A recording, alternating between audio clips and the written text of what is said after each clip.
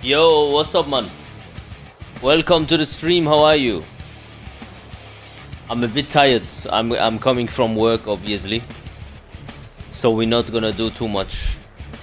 Yo, Martin, what's up, man? Welcome. So, Oki, welcome. Chris, welcome. Ken, welcome. Yeah, I'm gonna see the script a little bit.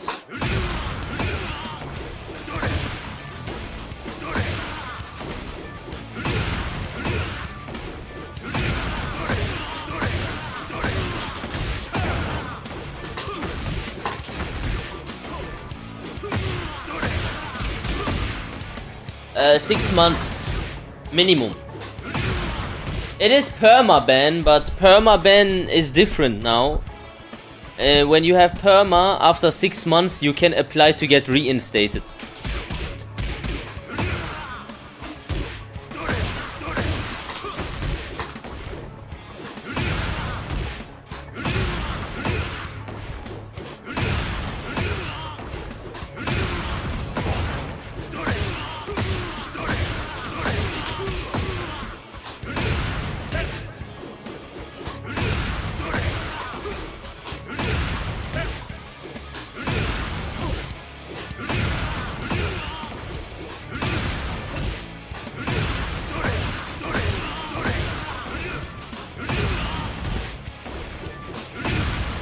Man, streaming and playing is different.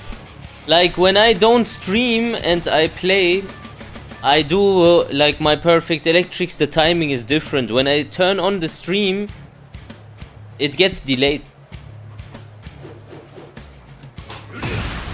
But I guess that's normal.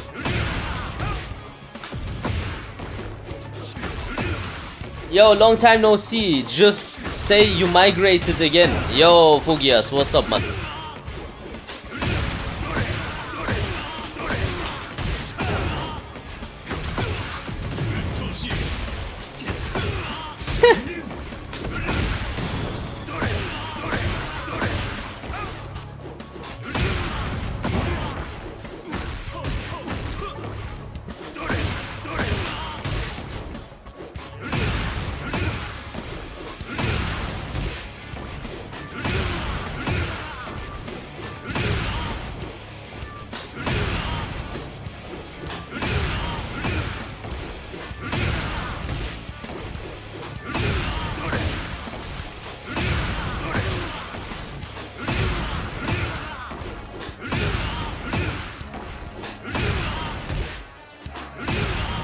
Man, my timing is off now with the stream. This is so bullshit.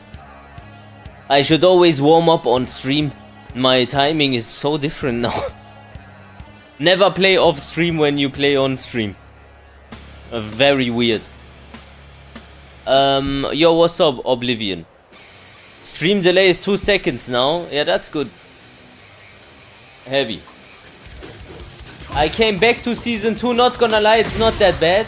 Really, I found it very bad. When I fight against like Lars and Leo, yeah, it's very bad. Clive is very bad.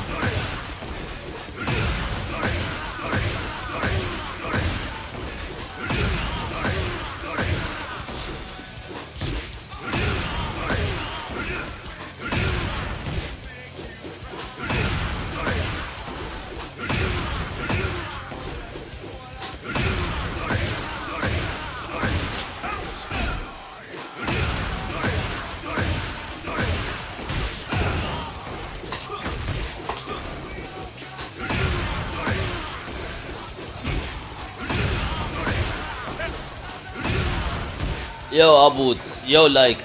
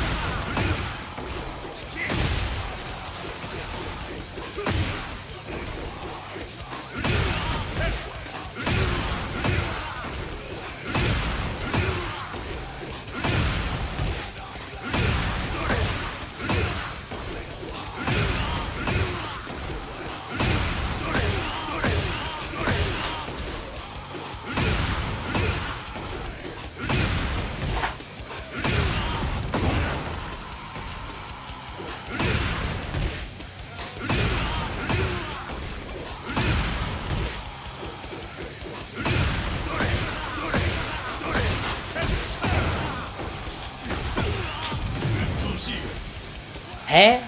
So how do I connect the heat burst here? Does anyone know? Yo, Shan.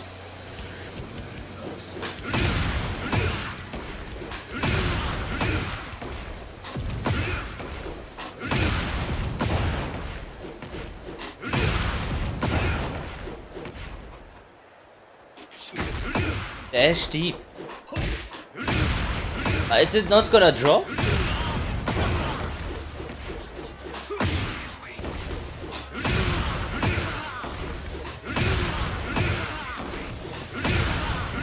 Oh my god.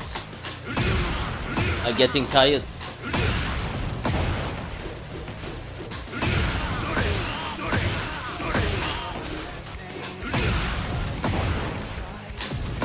Hä?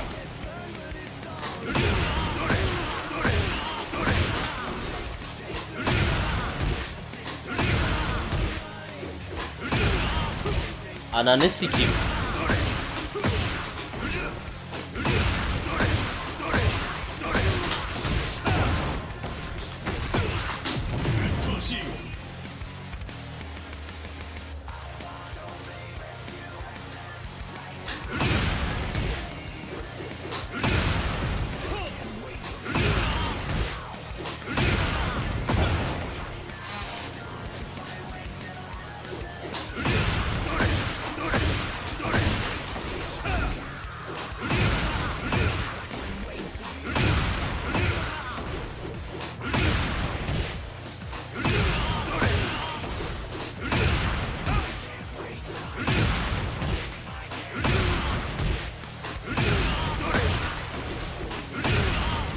I don't know, man.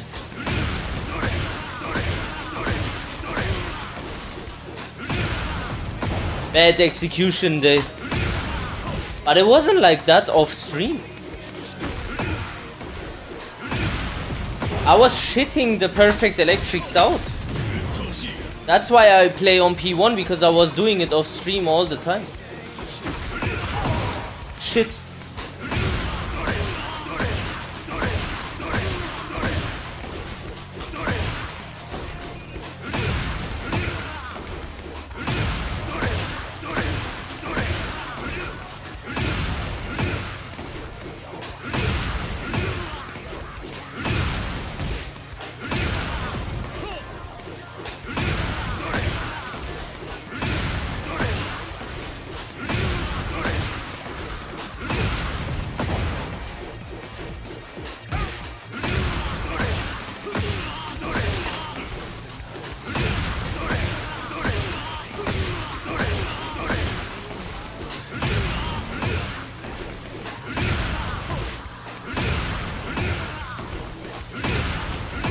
Okay, that's enough. Are you on the new PC? Yes. That's why the game looks better, no? The harder you try, the harder it gets. I don't know. Maybe I just have a bad day, it happens. Oh, I wanted to watch some replays first. Because there's some, like, I don't understand what's happening on the screen sometimes.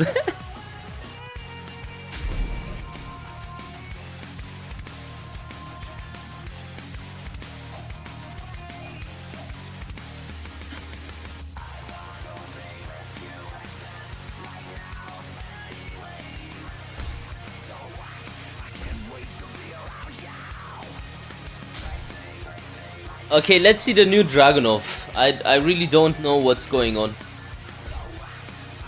Get ready for the next battle. What happened to the classic on-ear headphones? I am afraid of getting a head dent. So I stopped for some time. Tekken 8 must be playable now. No, not really, it's dog shit.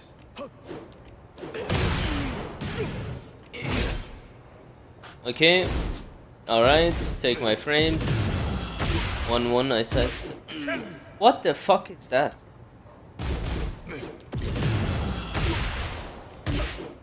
Down forward 1 on hit?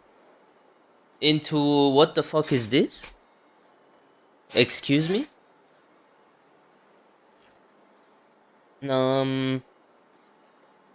Wait a minute.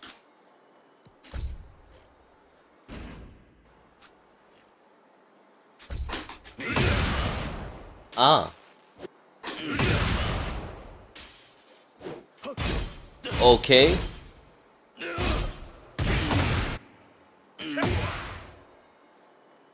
Is that safe on block or?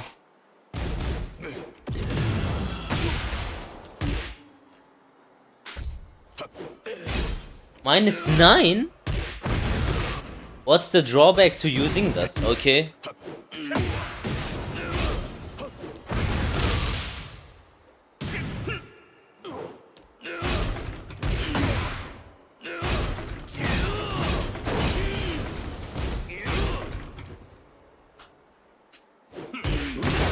Oh, that was nice.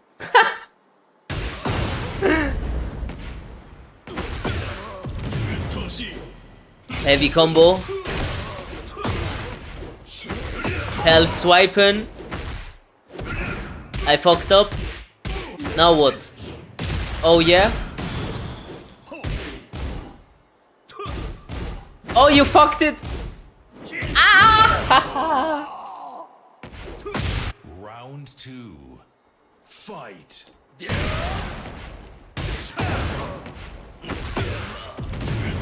2-1. Okay, the second hit.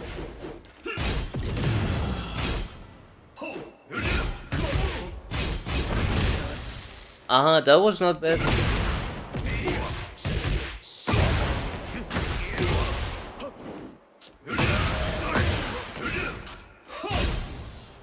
-5. I didn't. Oh.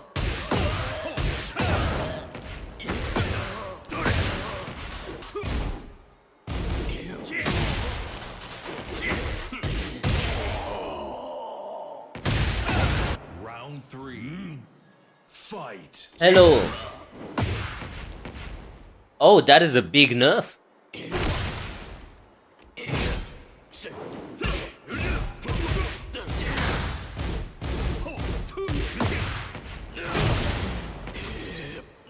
Hello.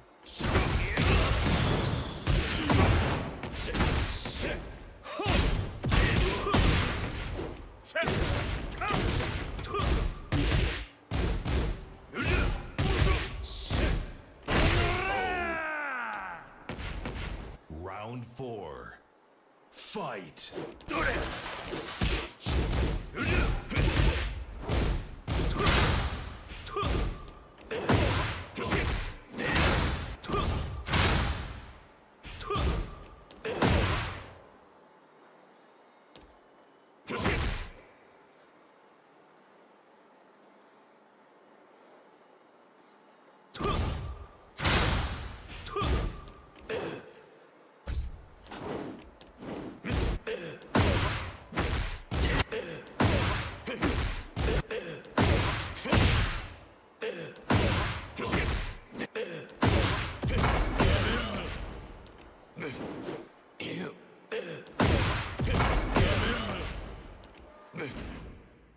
Okay, that is good in that moment. Anything else doesn't work.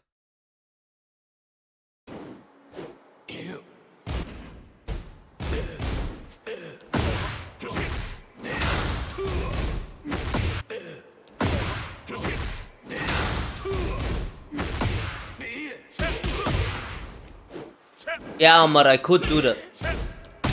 Yo, Akame.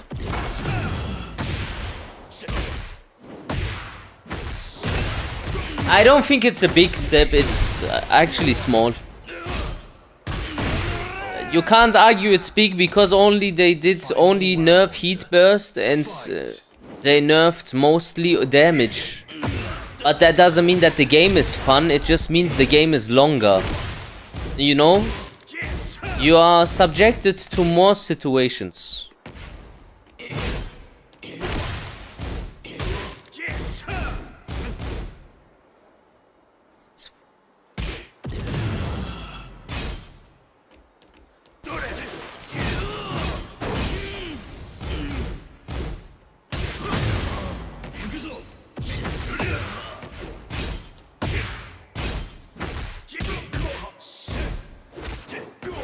Oh my god. Ah, that's electric. What the fuck happened there? Oh my god. Bro, shit. That was a scramble. I need to see one more. The character that gave me the biggest trouble was this. I didn't know what this was. Like, sincerely yours, Planted Medusa. I have no idea how you can win against Leo. Like, really, I'm not even, like, exaggerating. How do you win against Leo? As a, like, normal character, kind of, in Season 2. Which Kazuya is normal, kinda. When you lose against Kaz and you play like Leo and shit, that means you really got fucked. Like... Even they will tell you otherwise, but they are just idiots. They have no arguments. This is not normal, this character. That is minus 12. Okay.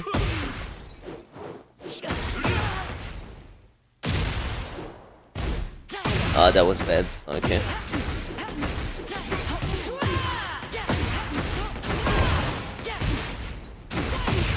Heavy damage.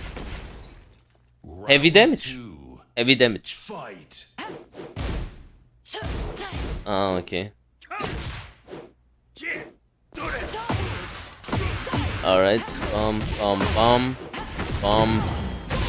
Next level combo.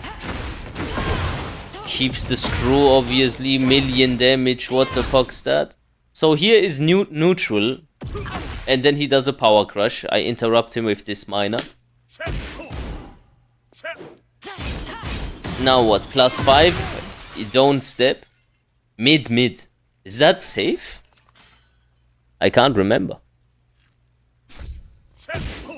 Yeah, come, do your offense, please. And then minus 6. Alright. Minus 6. I thought it was plus, bro. I thought it was plus, but it's not my fucking fault. This game is so volatile, it might be plus, you know what I mean?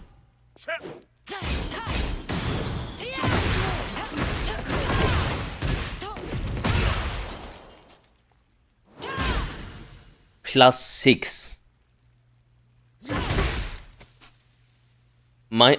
What? What the fuck is that?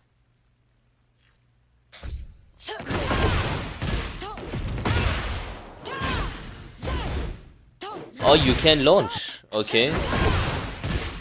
Okay, fair enough. Minus 13.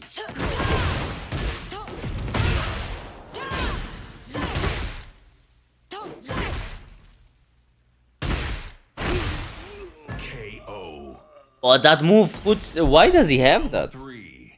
Leo... The problem with Leo Leo, you could defend against this character if you wouldn't hard duck all the time and be confident in your defense. But now, because of that low, you need to random duck. I don't know how to deal with this.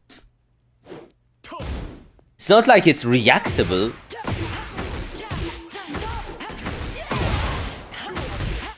Like, he has like this low at his disposal. It's only minus 13 and it breaks your defense. And then he has like 1 trillion extremely strong mids. And his homing moves are also crazy, so you can't get out of the pressure. Like, that makes no sense. All of this, what I'm witnessing here. Minus 9 for no reason.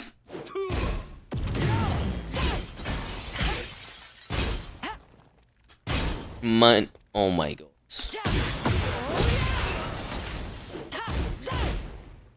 Why is that safe?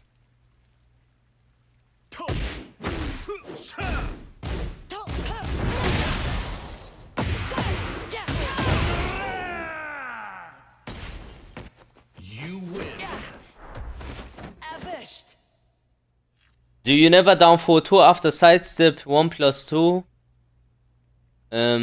What do you mean?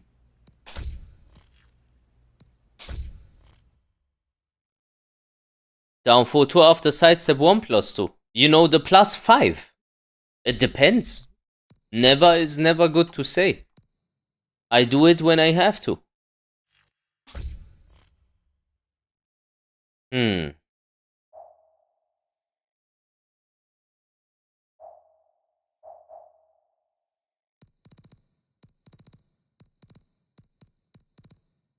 Anything else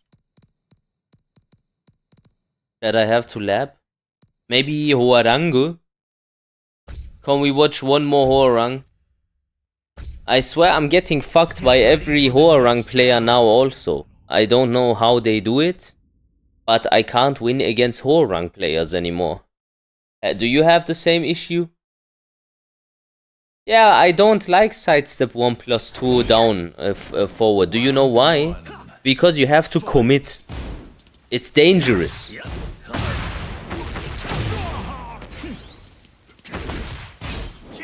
I like to just take the plus frames.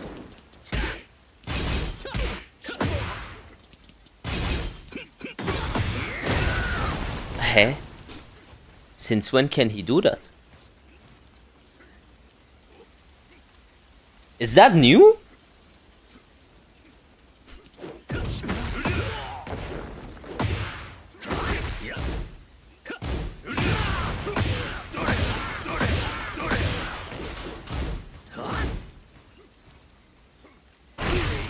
I think I could have sidewalk right there. Round 2.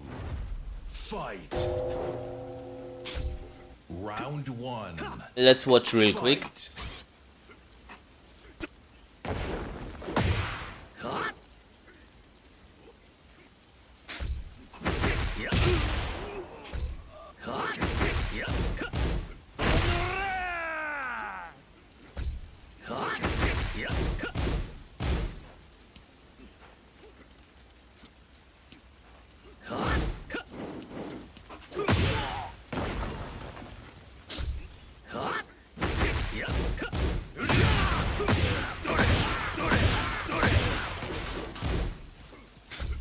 Round 2. Fight. Characters can heat smash while being in stance is a bad addition. They need to remove it. Because this is not okay. He is in the stance, he's threatening me with a low mix, and he has this plus frame mid. What am I supposed to do?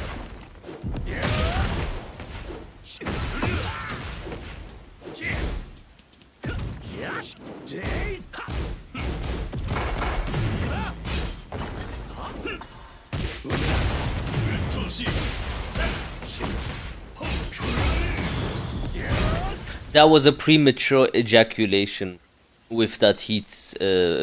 I played bad here. Note to myself. Don't do that. You need to stay longer in heat, bro. Heat is broken.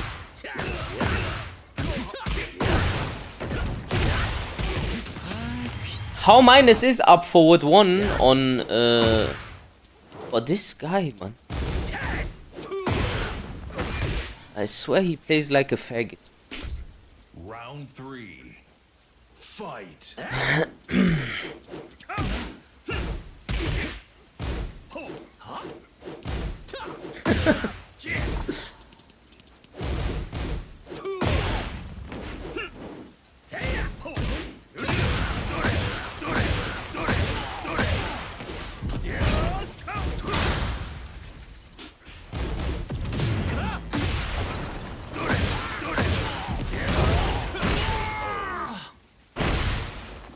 Round 4. Fight.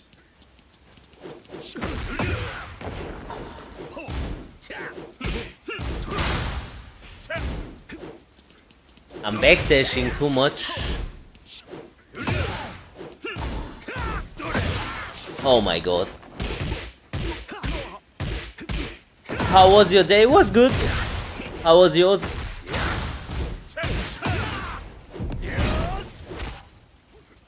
Yeah.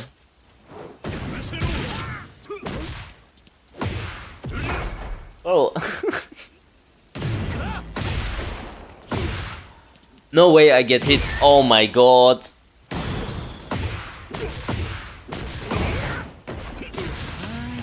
Why does he do that?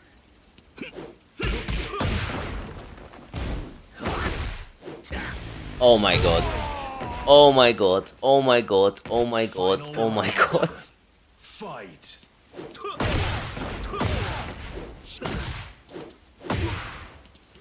My bit rate. I can check the bit rate. Wait. The bit rate is on 6,000. That's not that fucking... That's not that low, honestly. 6,000. Can you do more on YouTube than 6?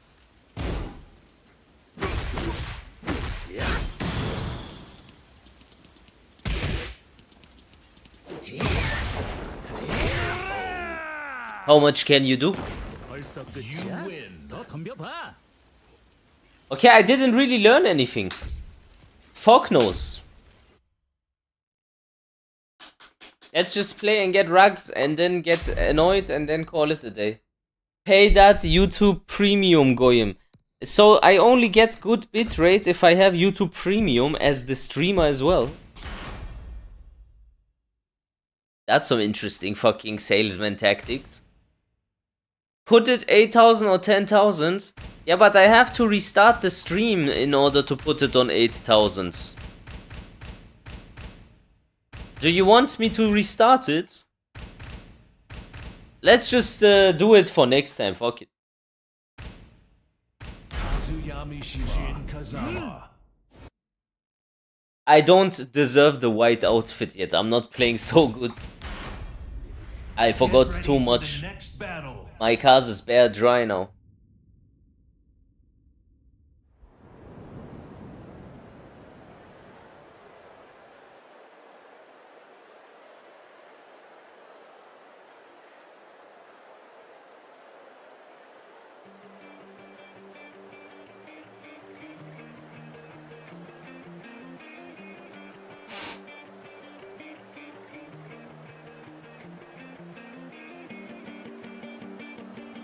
Planted Medusa am Buschen.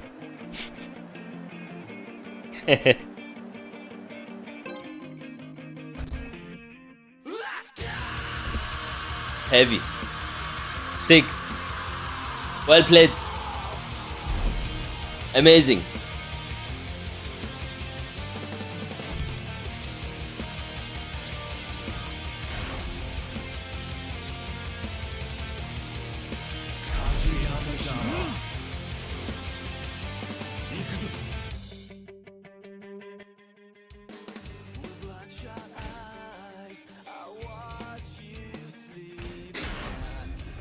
Get ready for the next battle.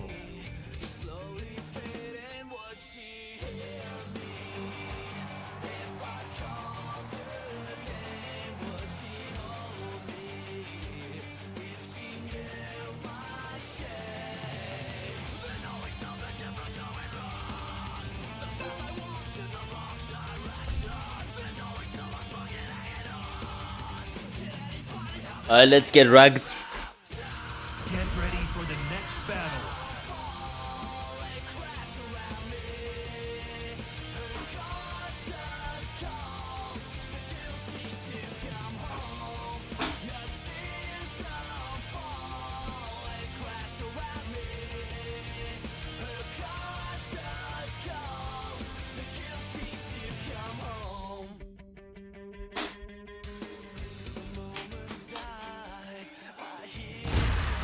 Round one. Fight.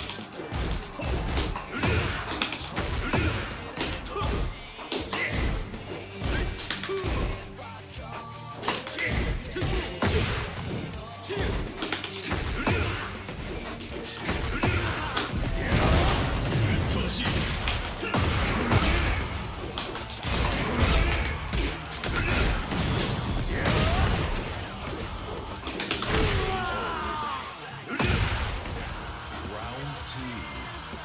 Fight.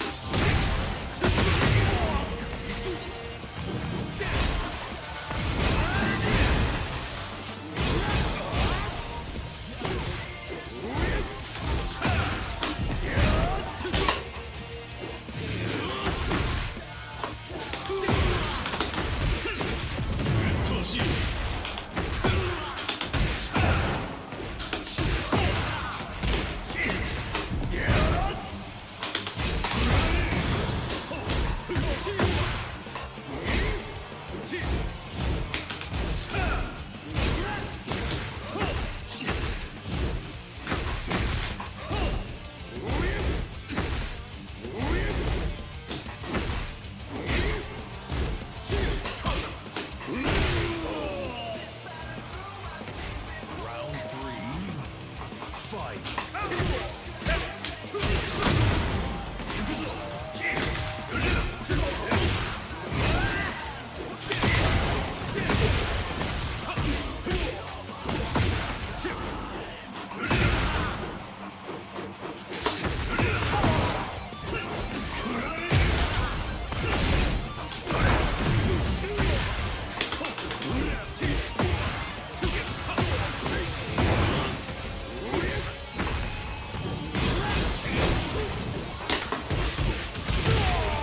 What is wrong with the Discord channel? Round four. Fight.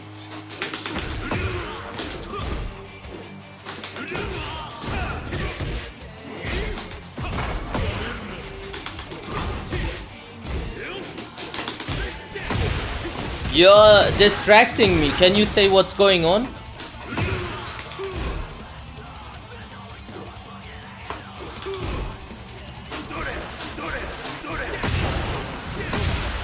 Ah, bro, it's okay, man.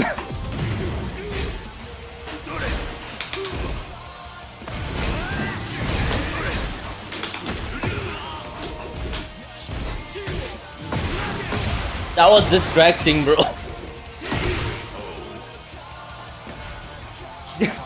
Bad timing.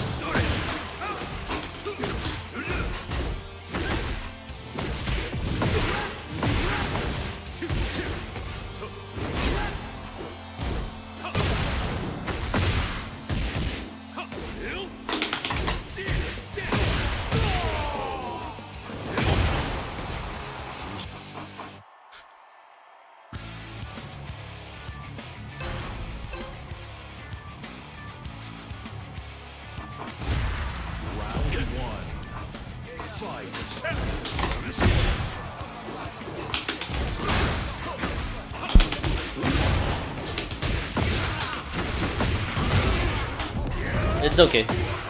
Just bad timing.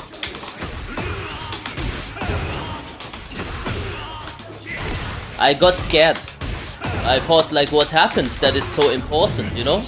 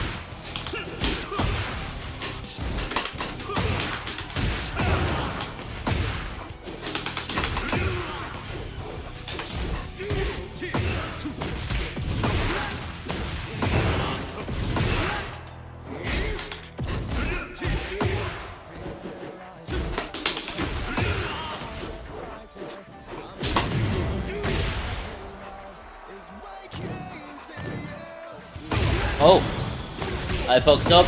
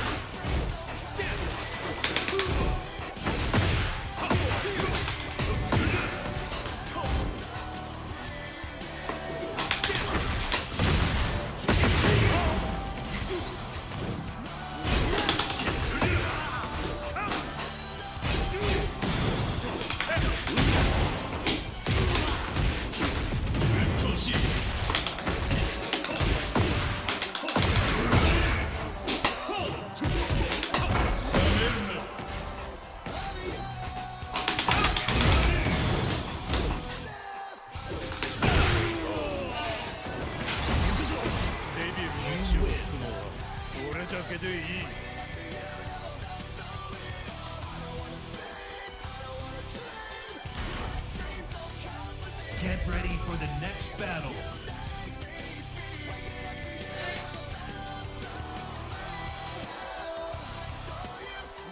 Okay, camera is back. GG's.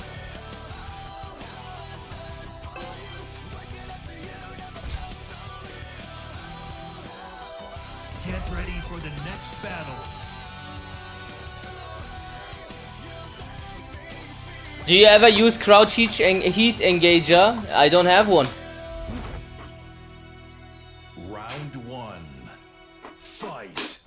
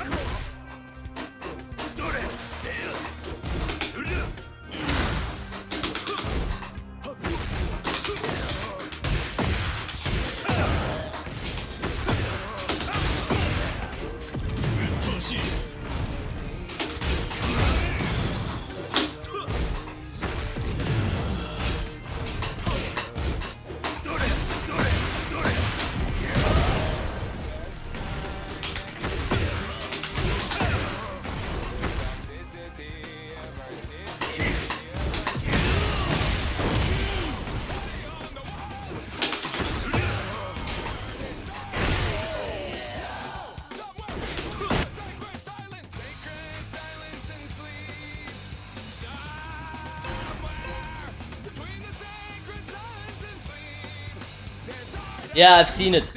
I've seen it on Twitter. Fight.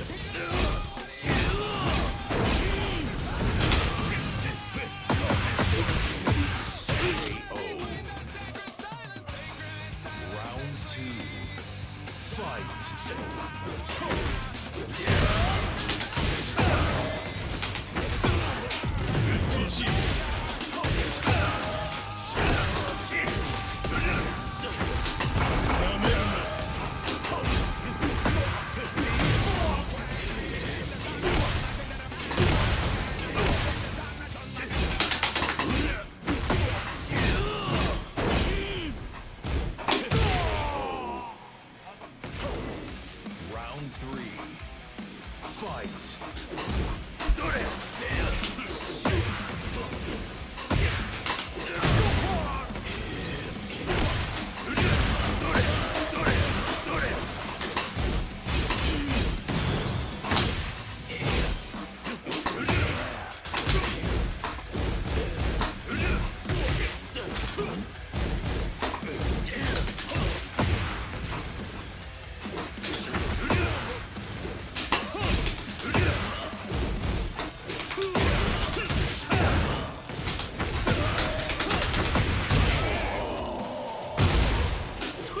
Round 4. Fight.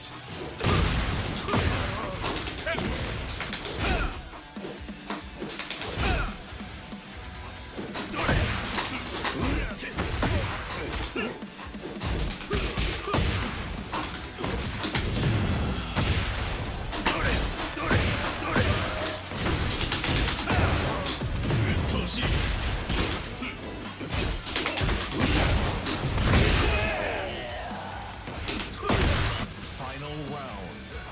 Fight.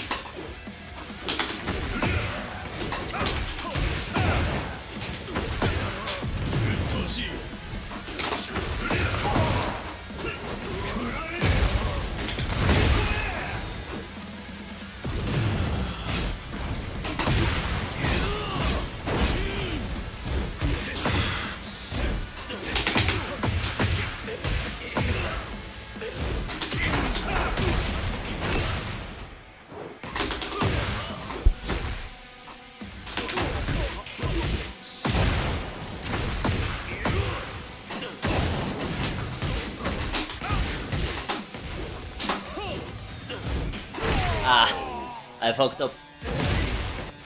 You lose.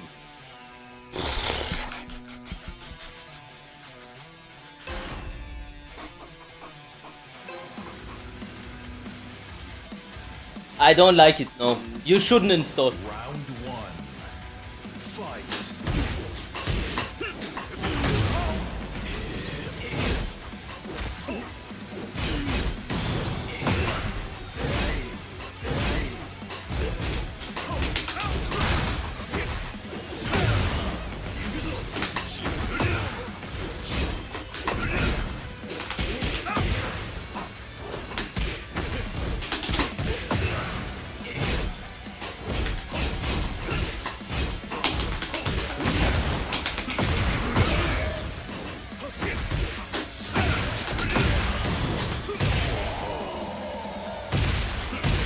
Round 2. Fight.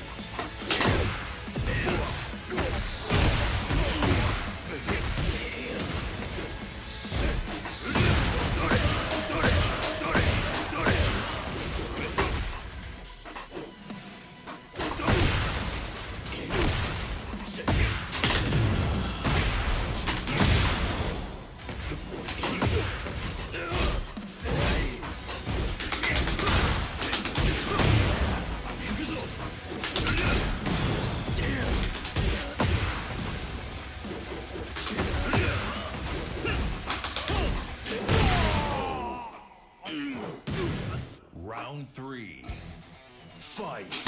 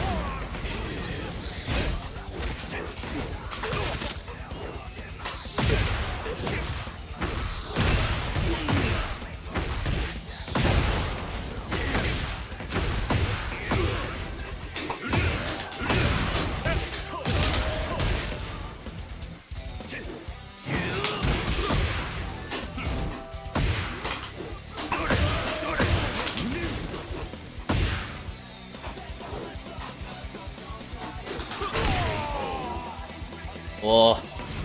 Final round. Fight.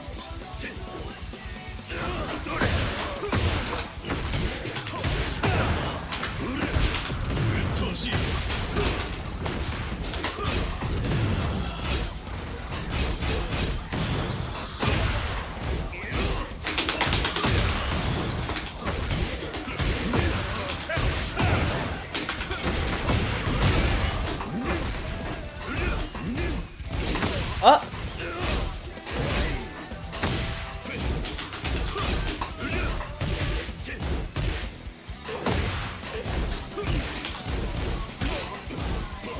Ah.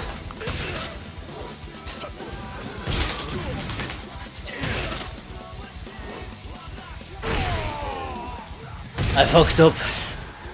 My throw breaks are not there yet because I didn't play so much.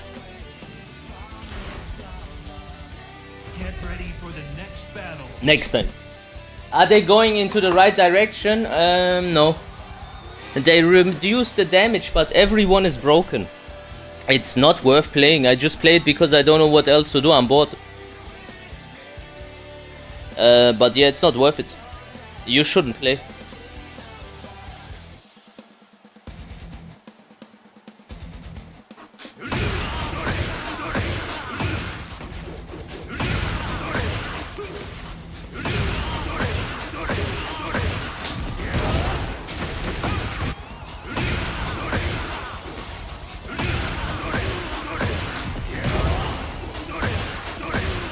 Yo, Ghosty, what's up? No more boycotts. I don't care enough anymore to boycott. I just play it because a new patch came out and another patch is coming out. It's not like I have a relationship with this boycott. I try to just send the right messages to Bandai Namco. So don't hold me accountable on no boycott and stuff like that. I don't give a shit. I play it when I feel like it. I don't play it when I don't feel like it. And I advise everyone to do the same. If you ask me, no, the game is bad, yeah.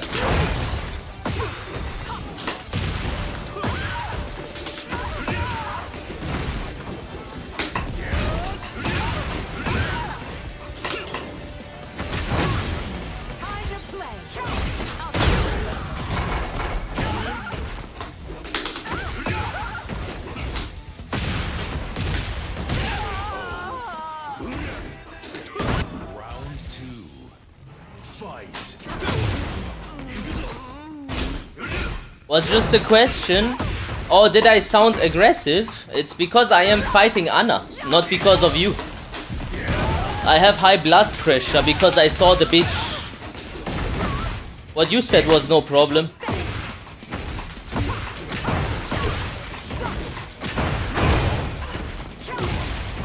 Like, look at this. What am I supposed to do, bro?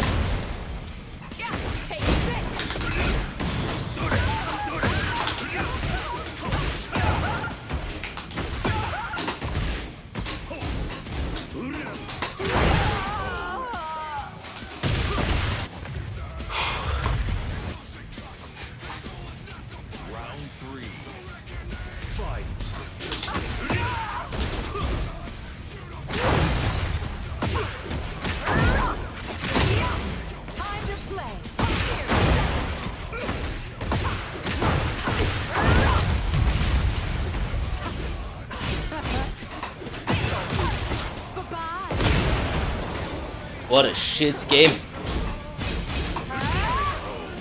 Did you see that? Everyone can win with tools like that. Not rocket science.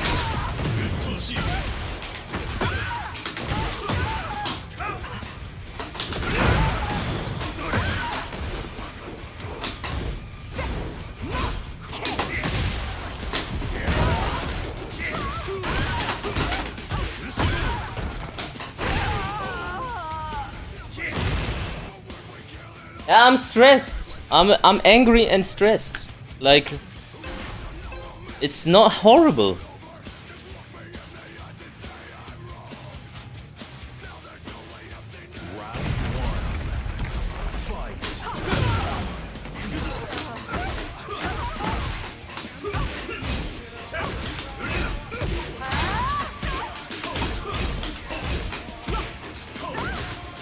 Aha, okay.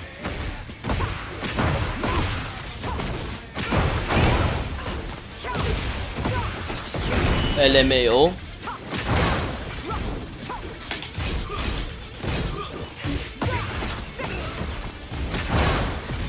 Okay. Does that jail? Or...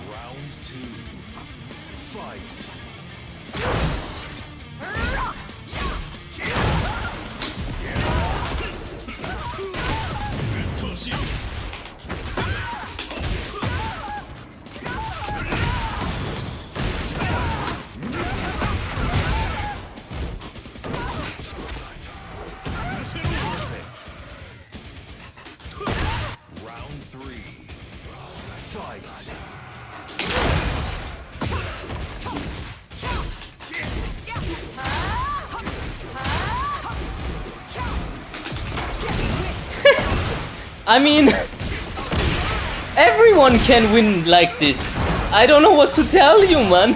What is that? What a shit game, bro. See, watch for yourself. You can't take this dog shit serious.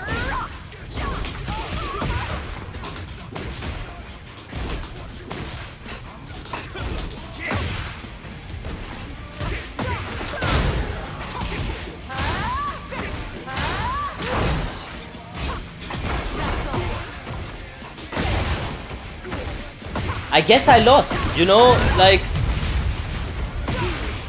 it's ridiculous. Like, who is this faggot even? I don't know him. I am GOD. I played this game for 7 years. What is this dog shit? You want to tell me that this is like a good game? It's not worth it.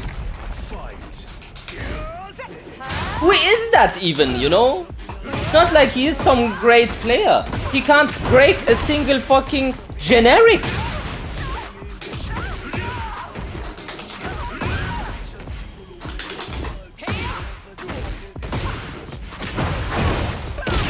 Wow. Amazing.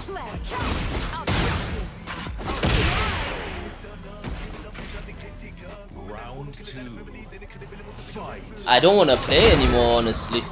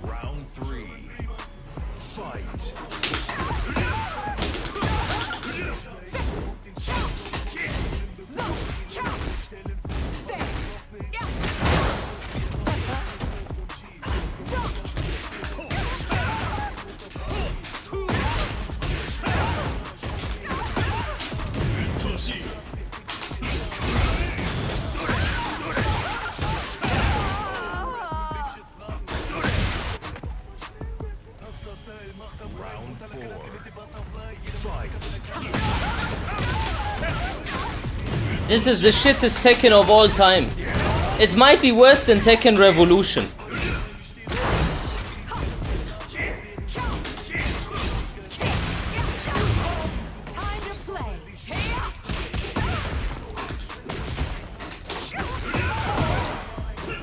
Just look, I don't even know, like, what is the rank of this guy? He feels like he is a beginner, but I can't lose.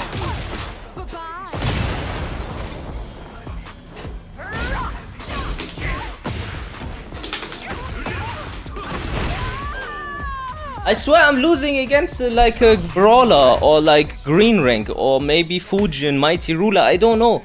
This doesn't feel like Tekken King, but I lose regardless. It's just dumb. Get ready for the next battle. Meine Fresse, what a shit game.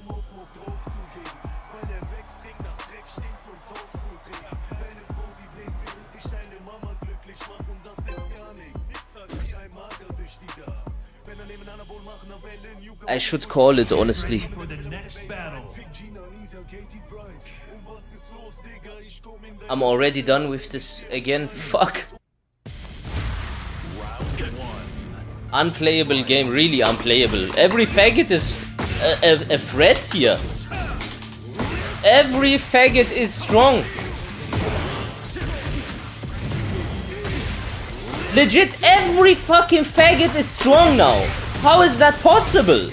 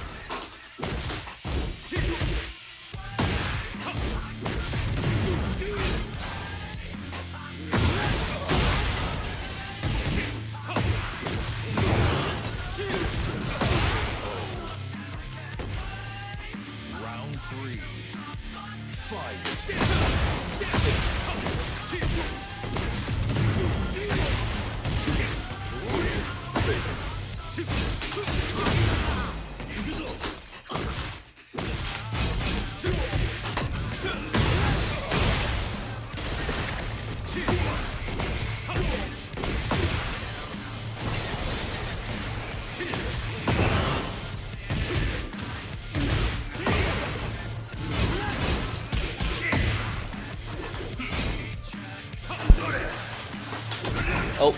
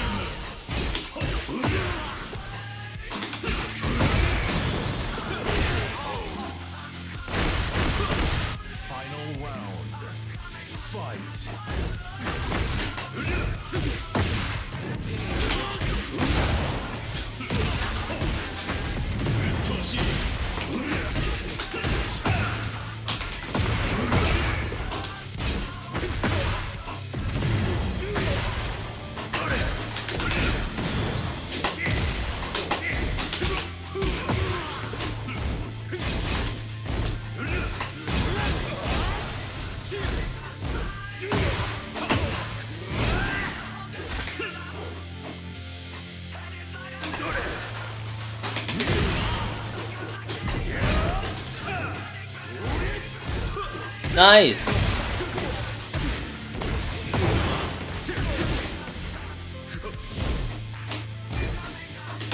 Oh, that was nice. Well played.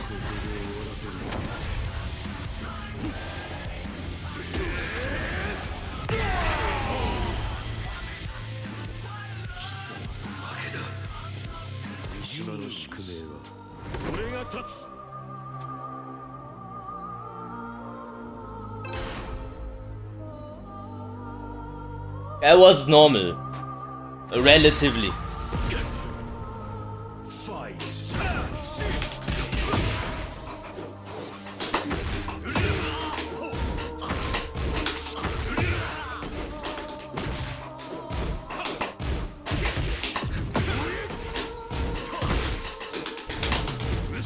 Nice.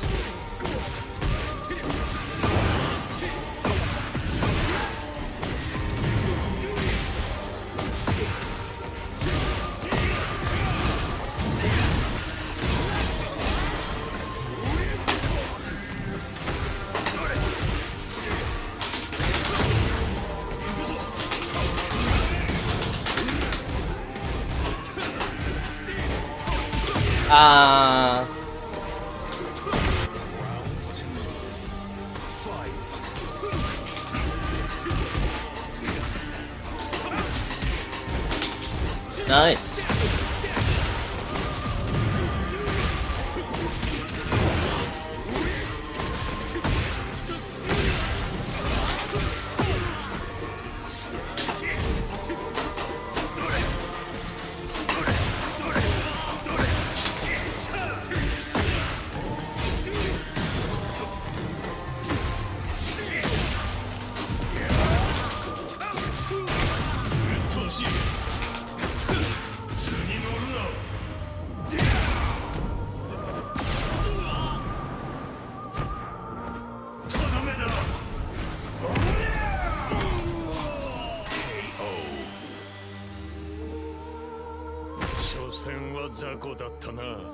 Round 3. Slow it. Fight.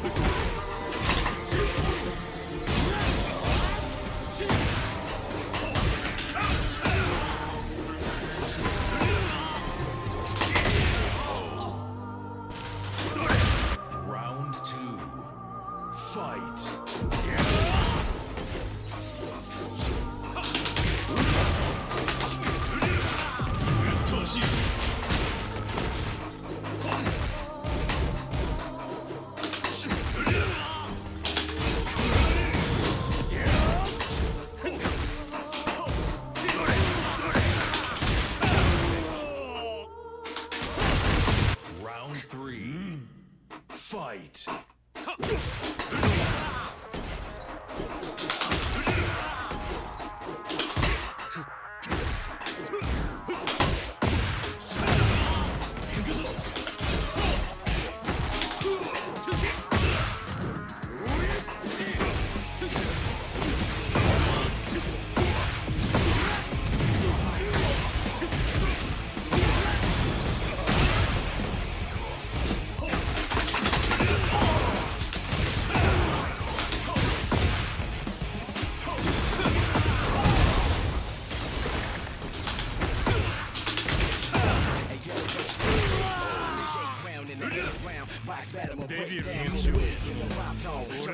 Yo, brother, are you banned on Twitch? Yes. Anti-Semitism and transphobia.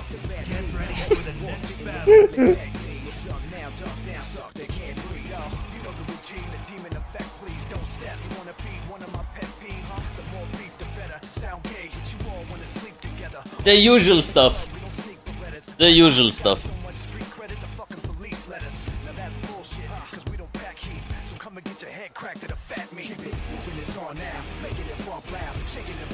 Bestimmt 6 Monate Minimum.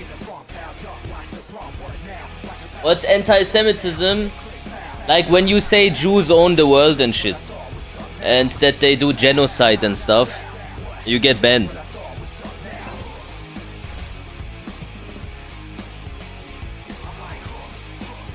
ready for the next battle. I can't wait. Are you scared of trans people? I'm not scared, I find them disgusting.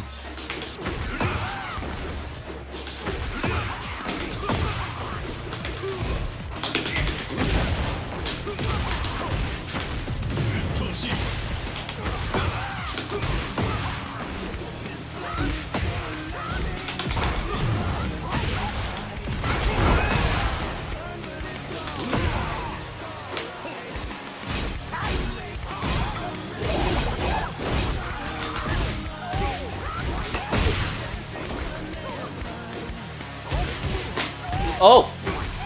I messed that up.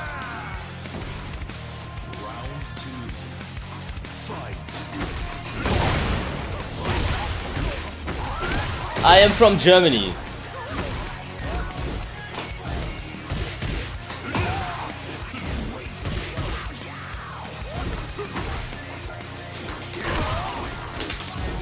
Nice.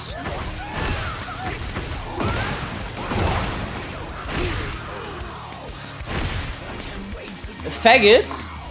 Nah, it was anti-Semitism. They told me what it was.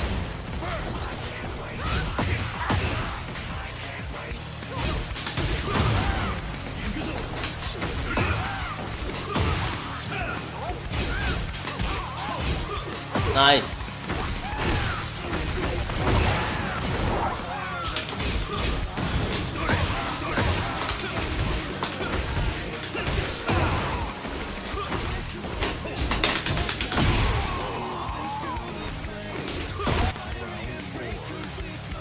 Jude hat das gemeldet.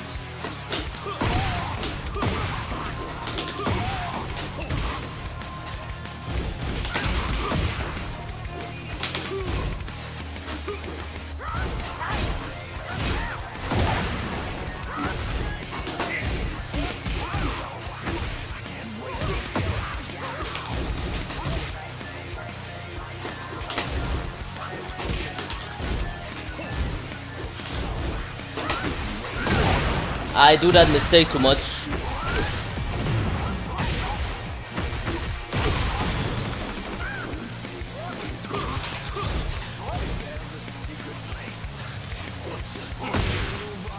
Nice, nice, nice, nice. Well played. How are you doing? I'm doing good.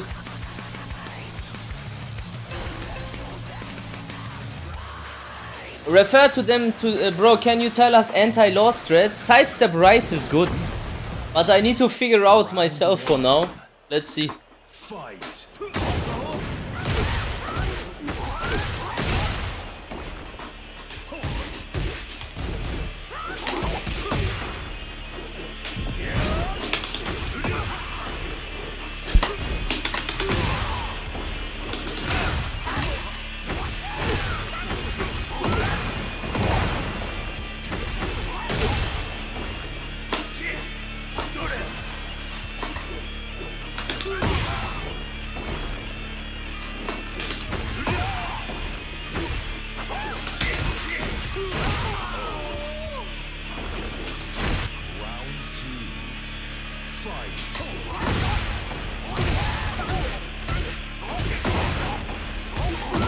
Can't even do a single jab nowadays.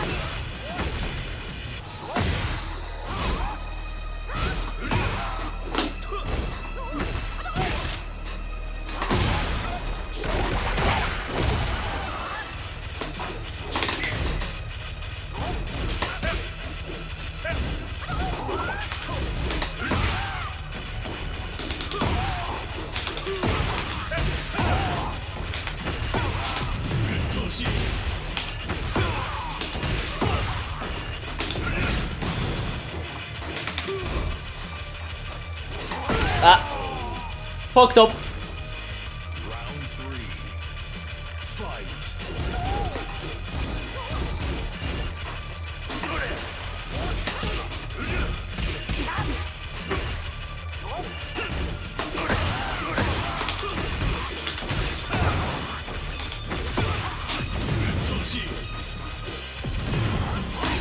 Nice range.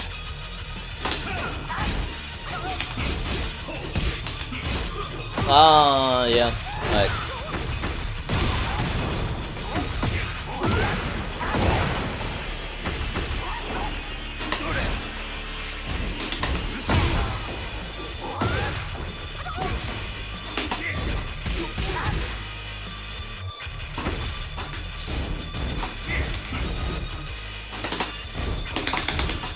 Wow. Round 4. Fight.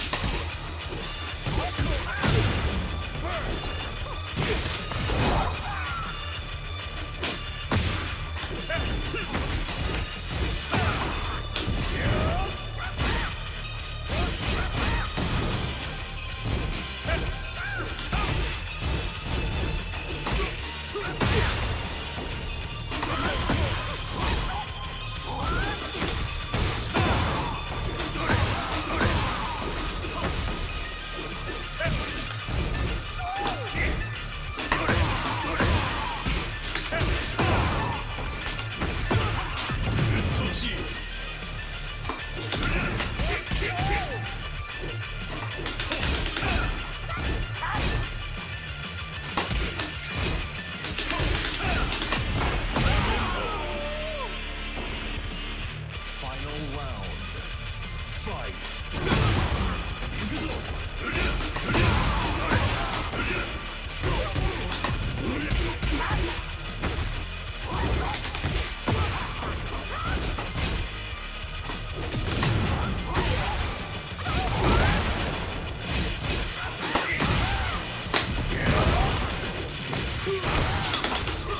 No way.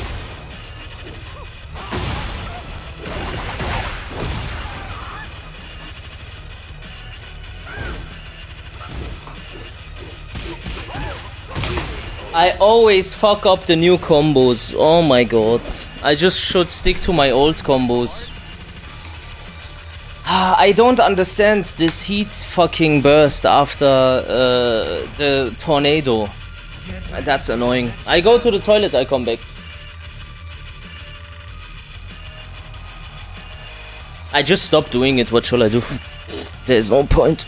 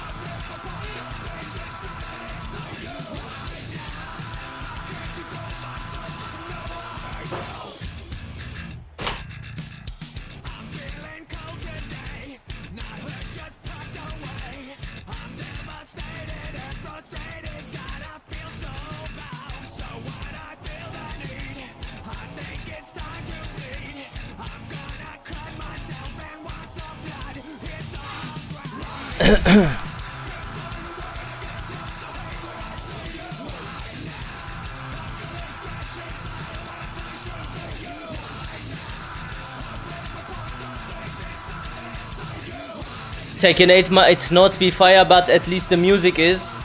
But that's my music, not Tekken 8's music. Tekken 8's music is like okay. It's not something special. Tekken 5 was special. This is whatever.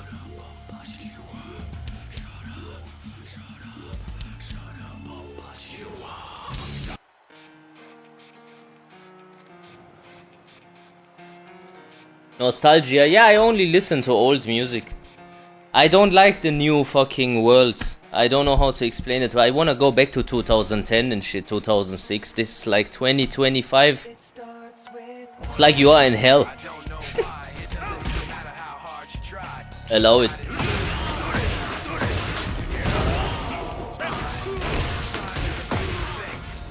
It feels like after like some time in the 21st century we went through some portal and we ended up in an alternative reality and everything is just fried. Does that make sense?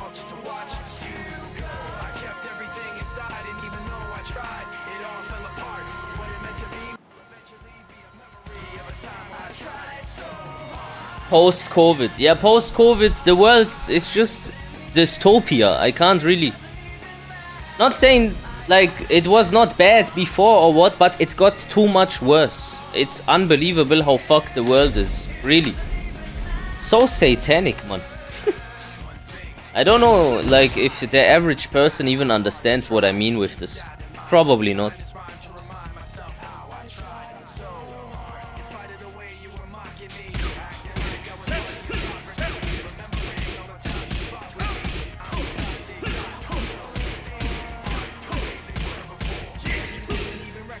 Yeah, most people are bots, unfortunately. They don't even know they are sleeping. That's so crazy.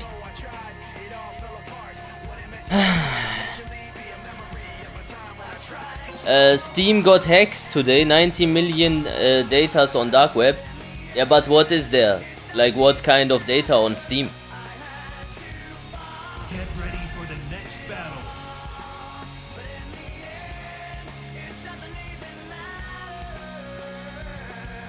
I can't lie, I don't really wanna play anymore. I am somehow done with it. I'm not enjoying it. Fight.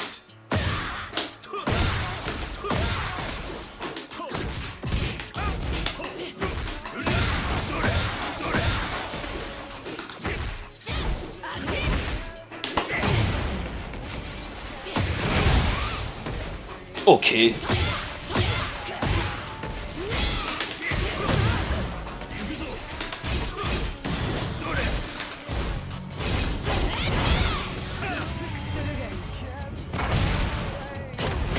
Tekken 8 fatigue? Yeah, I don't really wanna play anymore. The gameplay is too dirty. It's unenjoyable. I want to kill myself right now. Really, I can't lie. I just wanna die. I don't know what they made with this game. It sucks your life out. So bad.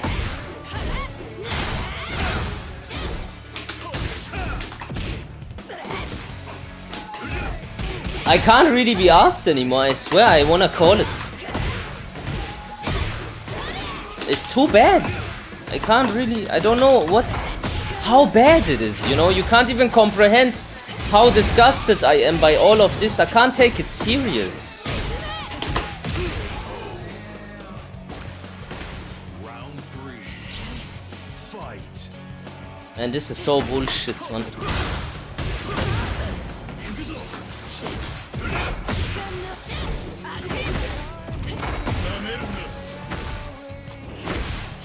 Oh, this is so dumb, bro. I can't take this serious, bro.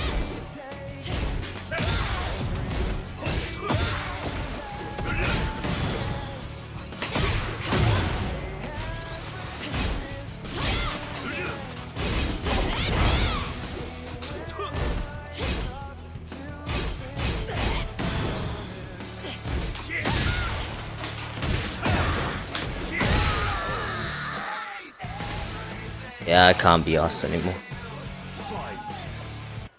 This is just too bullshit.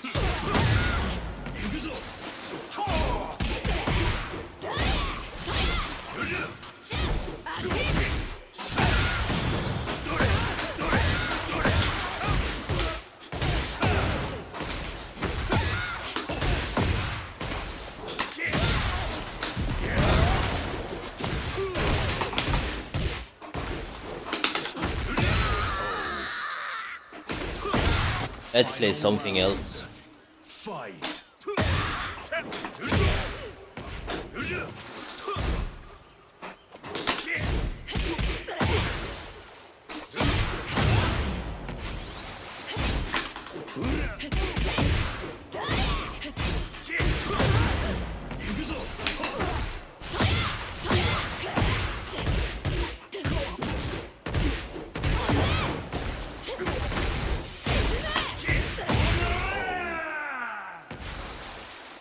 Let's play something else, guys.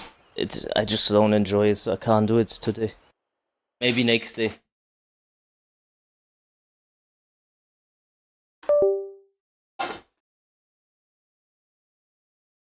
I really tried to play it today. Like, I really was like, come, we do one ranked stream today, but I can't do it. It's just not fun. What's happening? I don't want to play Tekken 8. It's just not fun. It's uninteresting. It's like a party game. I can't take it serious. GG's, thank you so much for watching, boys.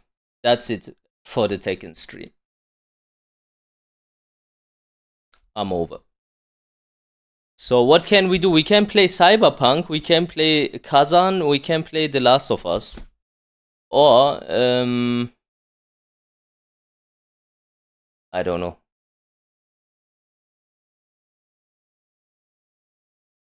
Cyberpunk, maybe, yeah. Let me think about it. Let me think about it. What games do you have? I have Cyberpunk, I have The Last of Us 2, I have Kazan, and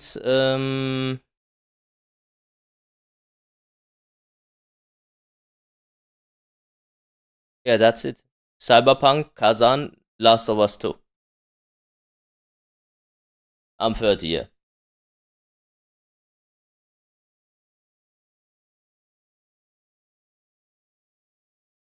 Main man did the same thing today. Bro, I can't play this, guys. I try sometimes, maybe when I can, I play a little bit, but this is so dog shit. I can't understand how you subject yourself to this. I'm one of the best Kazuyas in Europe, I'll be honest. Everyone knows. There is no point. Really. Believe me, there is no point. You need to sweat too hard against bad players. What's the point? They deleted the skill gap completely. Now everyone is a good player. Everyone is dangerous. Everyone is Evo Grand Finals. Every character is broken. Even the weak characters are broken. I don't know how to play this. Like, what's the point of this? Reina made you rage quit? No, it wasn't Reina. It was every character. It's not interesting to play this game anymore. My cam froze again. I don't know why it does that.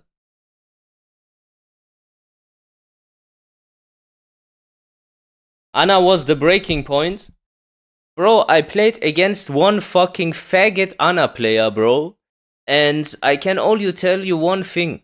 I won the game, and I was miserable afterwards. What is that fucking game design? You play against a complete retard. Really. He can't fucking punish.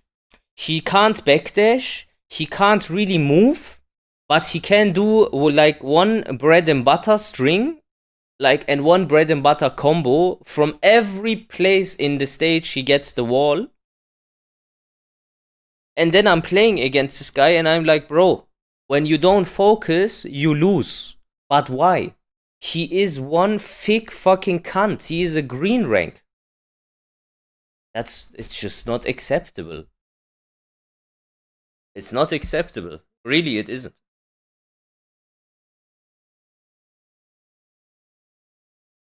Come, let's play The Last of Us and insult this fucking Jewish game designer. He made this game so gay. Everyone all of a sudden is trans and shit. My girlfriend, is lesbian, like Ellie, and she's Jewish and all this fucking crap, and I get teached about the Holocaust. Come, let's play this fucking goy slop.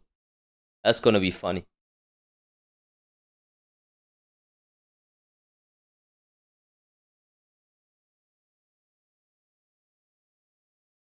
I can sense the excitement.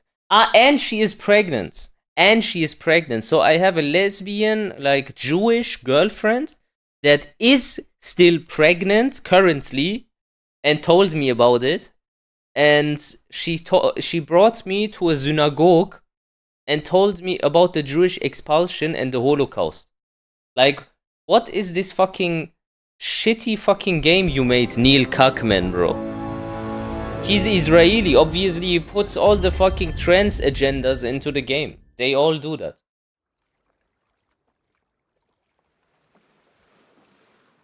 Medusa speedrunning getting banned on every platform.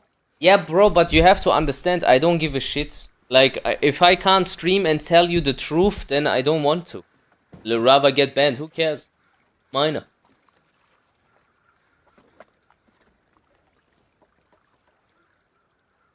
Medusa, I can feel you're gonna miss Kazuya and the feeling to play him, but there are millions of other fun games. Yeah, every time I go back to Tekken 8, it's just because of Kazuya. But this game, you can't play it. Every fucking faggot can win. What's the point?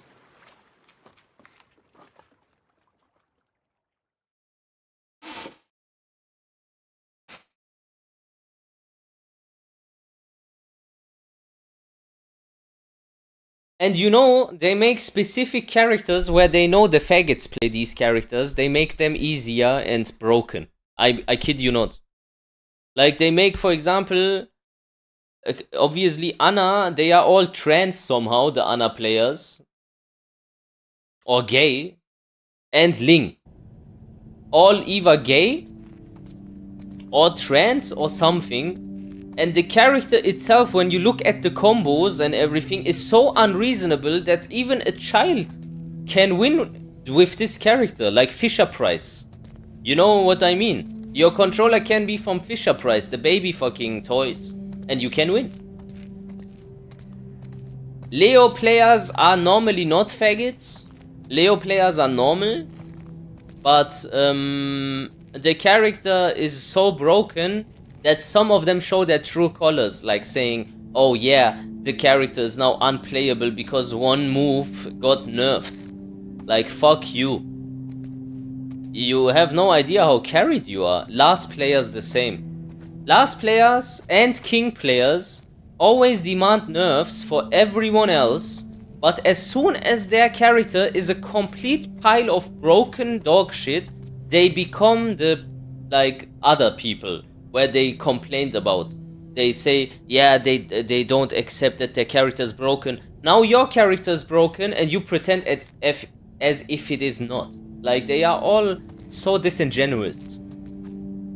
Heihachi players are the same. Heihachi players are the same. They think they play the hardest character, and yeah, their tools is not so good like everyone else, but they do not realize that one round they get for free. When you can't win that Warrior Instinct round, you are one shit fucking cunt.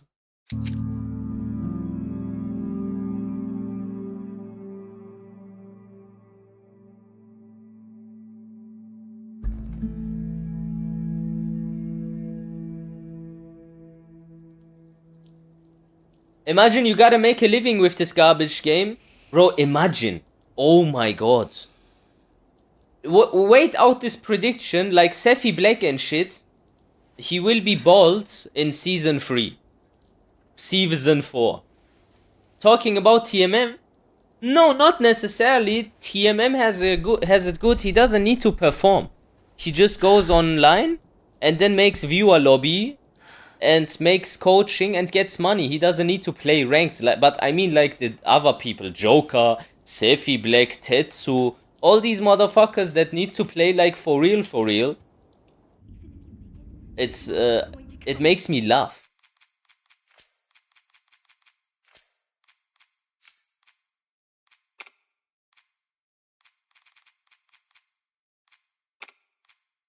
But somehow, you know, they deserve it. Do you know what I mean? They somehow deserve it. It's like a lesson they are teaching to the community. Because they are all so, like, disingenuous. They lie all the time. They ask for buffs 24/7, even though their character is already strong and they know it. And then Bandai be like, okay, then we make everyone broken. You apparently want everyone to be broken. Wieso spielst du den Rainbow Shit und nicht Sekiro? Ich will mich darüber ein bisschen aufregen. Ich hab Bock. Owen? Just me.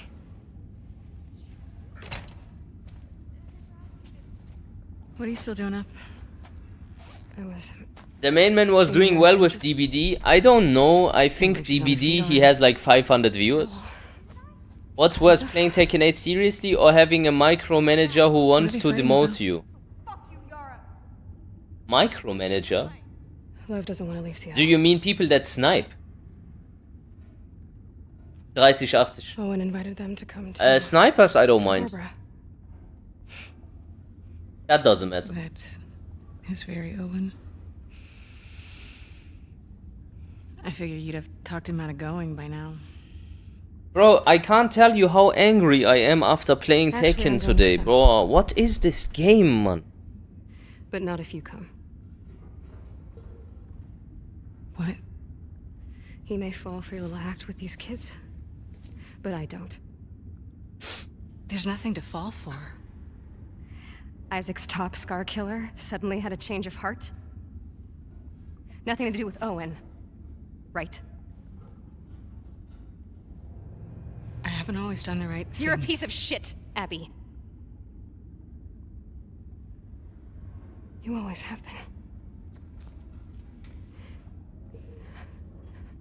Ah, a manager.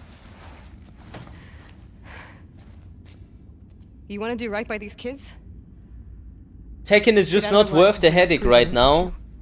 I swear to God, the thing is, I don't like the person I become when I play Tekken 8, but you can all feel the pain, right?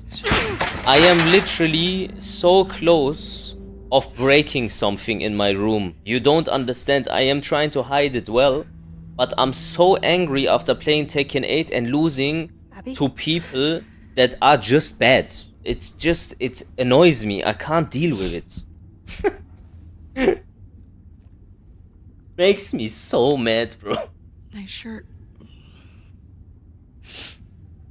Sweating against every fucking faggot. You okay? Everyone. How's your arm? It's better than it was this morning. Lev coming around? He will. What the fuck are these veins? Yeah, this is the Israeli vision. She is basically in the IDF, and that's the IDF. And they want you to like her, and they want you to dislike, like, basically for Hamas. Neil Druckmann, the Jewish the game designer, already confirmed that he was living in the West Bank, and he tried his best to depict basically the struggle between the Palestinians and the Israelis through the wolves and the fireflies or something like that. And you can see, like, these motherfuckers have like the military base and stuff. Lev. Yeah. Lev, come back here, please. I mean, the thing is, this game had two producers, kids. Why doesn't Lev want to go to The Santa first Barbara? one had like the reins on this franchise, and then he chipped for the DLC and the second iteration of the game. And then the second game, like, designer, Neil Druckmann, he took over completely and he changed the story into this Hamas Israel thing. And the doctor of Ellie that wanted to operate on her brain was black. For helping her? But in this game, all of a sudden, he is white and her father. That makes no sense. Lev. So Lev, they didn't I'm plan that. sorry. He changed the story. Lev, come on out. Lev. Lev. Lev, please come here.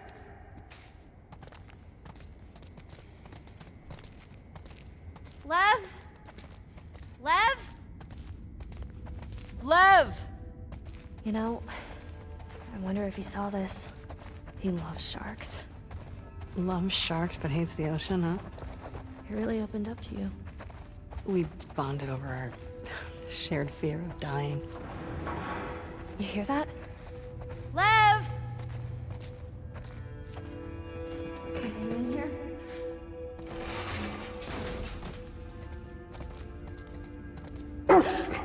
Hey, it's okay. It's okay. She just wants to play. Hey, girl. What you got there? She won't hurt you. Okay, watch.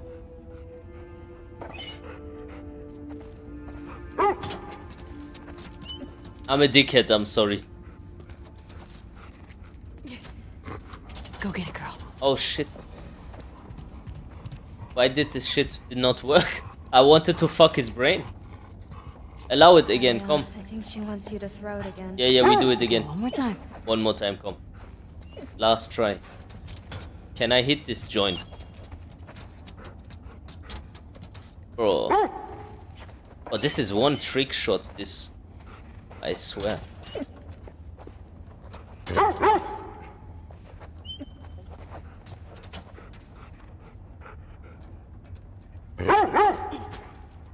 Yeah, you're so Fuck!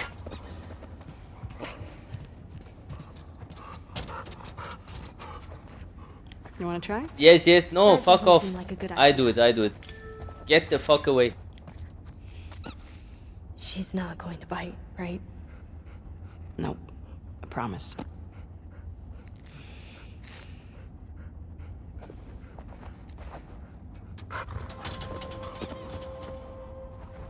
Man, the game looks a lot better than when I played it on my old PC. Why? This shit is so crisp. Don't you think? Can I do it again? I think she would love that.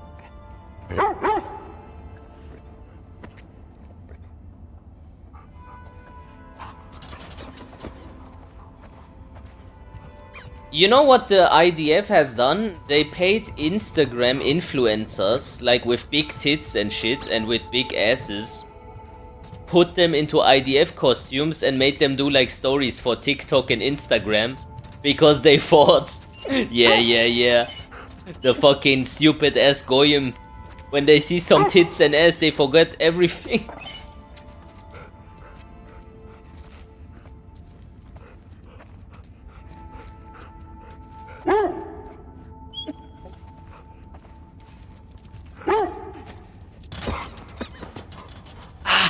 Almost.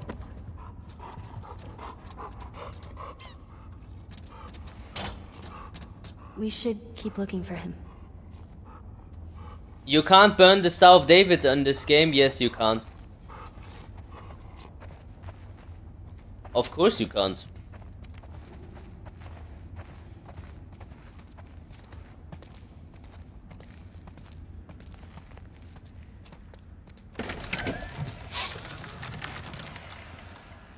What do you think about this like stuff where they say Trump and Saudi Arabia, they are now partnering and Trump doesn't want to partner with Netanyahu anymore? What do you think about Do you it? think maybe he could convince your mom? I'm from England. I've just found out our Prime Minister's wife is Jewish. Strangle him with her bare hands. Okay, then look at Keir Starmer. He is also Jewish. Didn't you know How that? much did he tell you? Not much. I heard some of your people calling him Lily.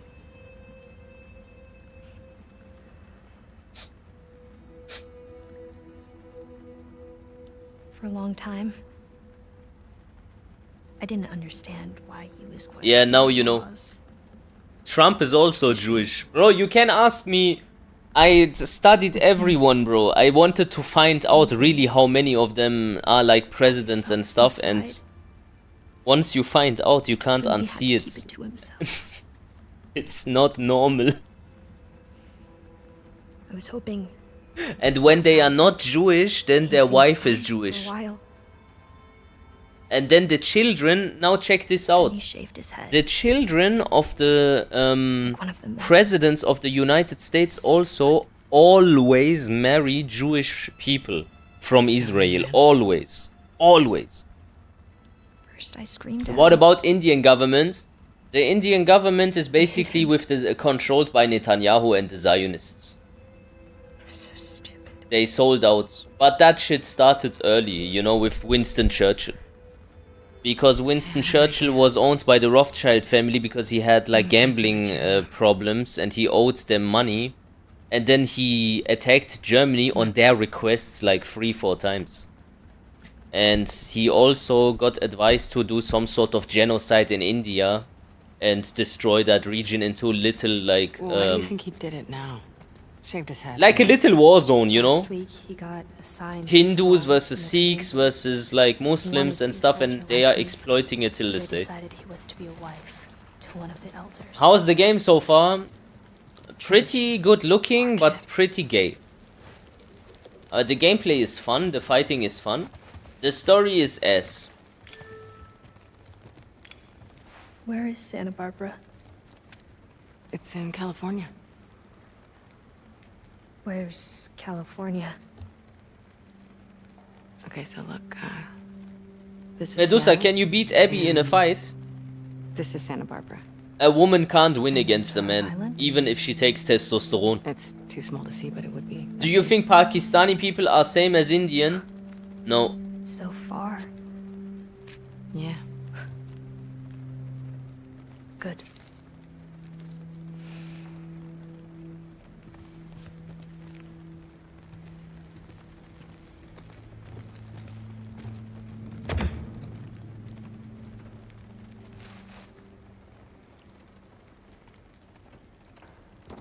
There's gotta be something left around here.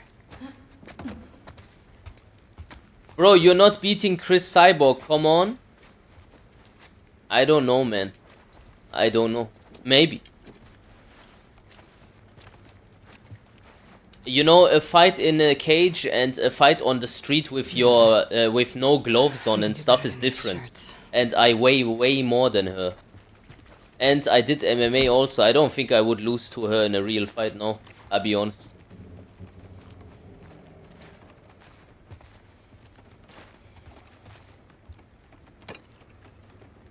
This is cute. See anything worth Women can't win against men, bro. They really Keep can't. looking. Have you seen when the trans fucking women go and fight and try to go up against like the champions in their division? The trans women always win. Always.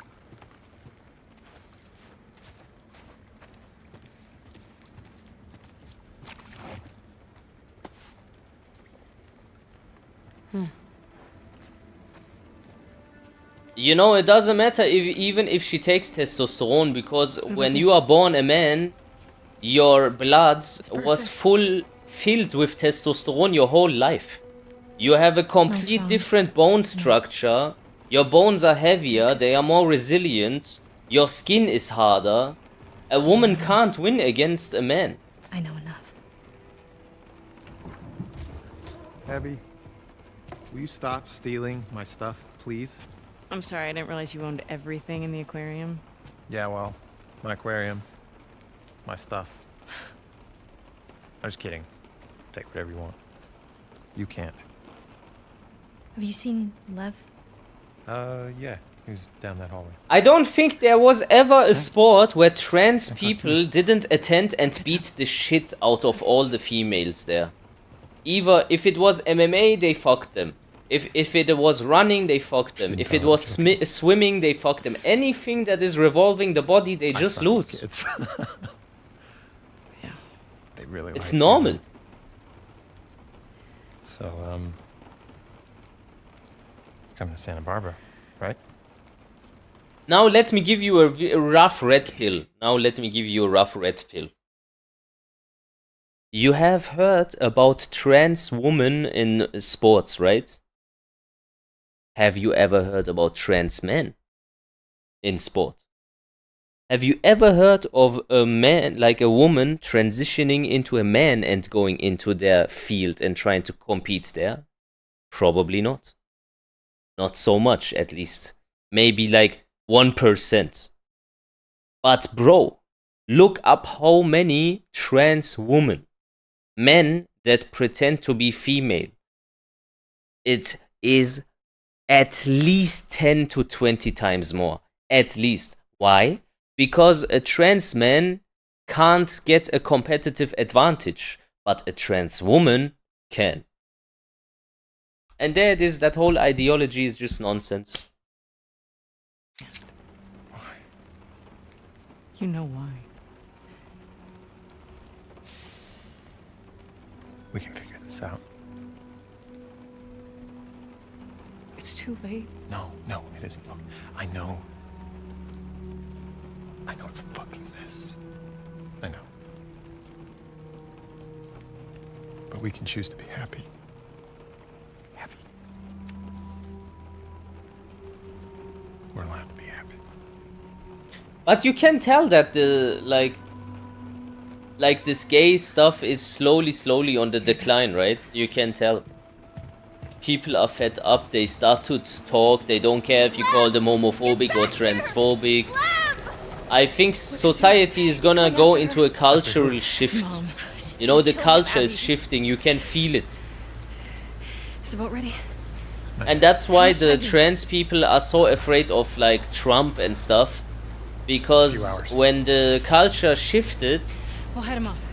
We'll grab a boat. they're from the marine. extra Hey, she just like had surgery. fucking How else am I gonna find him? I'll go with you. you know, they get their extra really? treatment is just We're over. in the fucking highway. They will just be treated like just some cross-dressers Go by and yourself. mentally ill, and that's it. Actually, you are. I can help. Yeah. That's by rough. staying here and fixing the fucking sailboat. Get your priorities straight. Yara, let's go. I don't know, bro. America is cooked.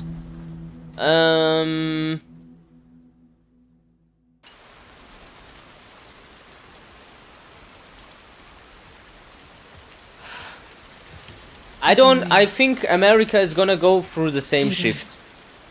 America is going through the same shift. So this is the script that I found out. Like, I made a gay tier list, kind of. America is the gayest in the West. And then you have UK. UK is also ultra gay and liberal. Germany, surprise, surprise, is one of the least gay. Like, everyone here is just openly racist and homophobic and transphobic.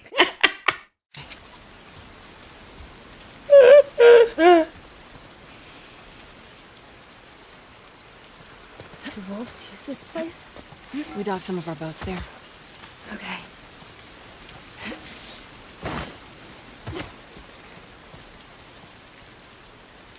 Don't forget Canada. Oh yeah, Canada is super gay also. Oh my god. Oh, Canada. The men, you can't distinguish them from the females no more. Can we go? No.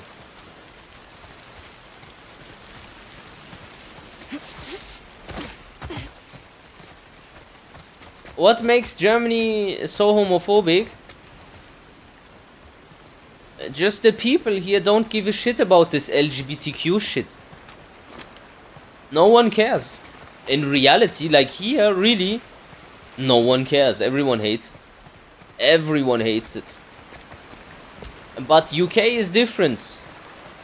Not making that. I live in Canada, it's garbage. Yeah, but Trudeau, the fucking dickheads.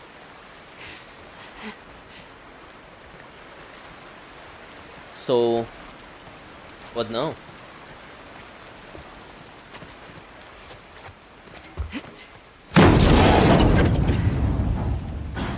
Here, Some Germans I care. got you. Yeah, but that do information is obsolete because obviously always some people care. I'm speaking about percentage-wise. Most people don't give a shit in Germany about this like globo homo stuff. But in other countries they do. Like in America, you get cancelled from your fucking job. That's different. Here, no. No one cares. So, how do we get to your village in one piece? There are blind spots along the coast we can boat into. From there, we'll follow backwards. They're safe? Toronto? Then we have. How does the population Any of chance whoever's Toronto gonna not change his die mind? out? That's what I don't get. Keep stubborn. Who is making the Does he children get there? what he's walking into? I thought he did. He's got a soft spot for her. I mean, Germany showed their is stand mad. at the World Cup. My friend, the World Cup is because the people are working or are football stars and they are in charge of the narrative. They are like the perception of the people is on them, on what they do and what they not do. So they get forced to do this LGBTQ virtue signaling. I'm not talking about those faggots on the top. I'm speaking about the general public. Here, no one swallows this LGBTQ shit. No one. Everyone hates it. Most people. And that's amazing. I love it.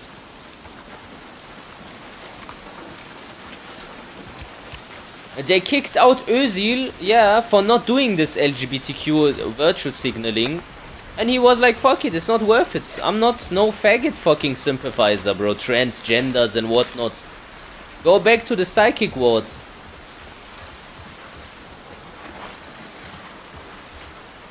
Arkham Asylum is calling.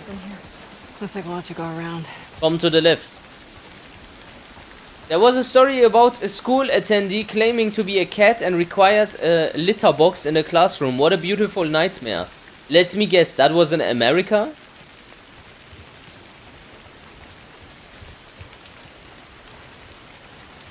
Down this way. Ich bin NRW, aber Bruder, in Essen, hier gibt's kein LGBT, Alter. Natürlich gibt's da ein paar Schwuchteln und so LGBTQ-Schwanzlutscher, aber die haben nicht das Sagen. Das ist der Unterschied. Try and keep your arm dry. Too late for that. America, yeah, of course.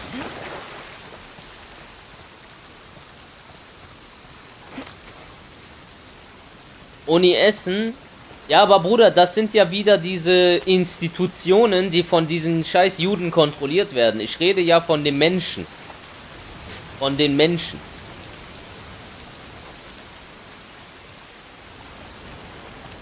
Natürlich, diese Institutionen, natürlich. Die sind immer extrem liberal und so ein Scheiß. Da fängt ja die Gehirnwaschung erst richtig an.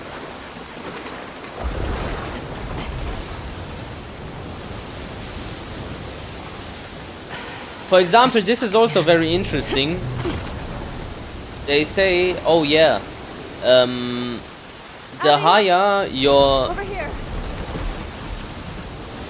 Bildungsgrad, oder was heißt das auf Englisch? The higher your education, the more likely you are not homophobic and anti-LGBTQ and stuff like that. But they don't take into consideration that in those faculties you are required to be pro-LGBTQ.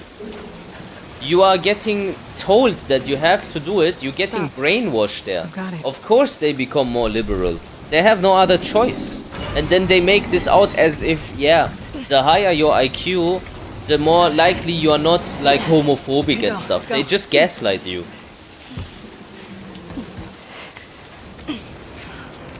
Being anti-trans agenda is the most healthy thing. Do you want your children to grow up in this type of fucking satanic messaging? Well, I don't. I don't want my children to go to a school and they telling them that there is like 7 billion genders and they can have 2 souls and fucking if they want to transition, don't tell it your parents. And if they are against it, then tell us, we're gonna contact fucking police. Fucking abnormal Across the people, water man. over there. We just gotta get up to the road and go around. Okay, sounds good. Let me tell you a story about one of my friends. He is now, I think, now he is a teacher, yeah. He is a teacher now. We back then, like 3 years ago, we talked about it when he was still studying. He was saying, yo, Medus, I am studying. They force me to use like pronouns and inclusive like speech. And if I don't do it, I get like my points subtracted in the tests. And they are teaching me now currently that when we are, I want to go, like he wants to become a sports teacher as well. When we go to sports, to the gym, I need to provide one locker room here for the boys, one here for the girls, one here for the non-binaries, and if that doesn't exist, the non-binaries need to go into the locker room with me. And when from this part here a girl says I'm a boy, she is allowed to go here. And if from here someone says I'm a girl, they are allowed to go there. And if they say no, then they get trouble with the like policies of the school. That's not normal. Fucking faggots, man.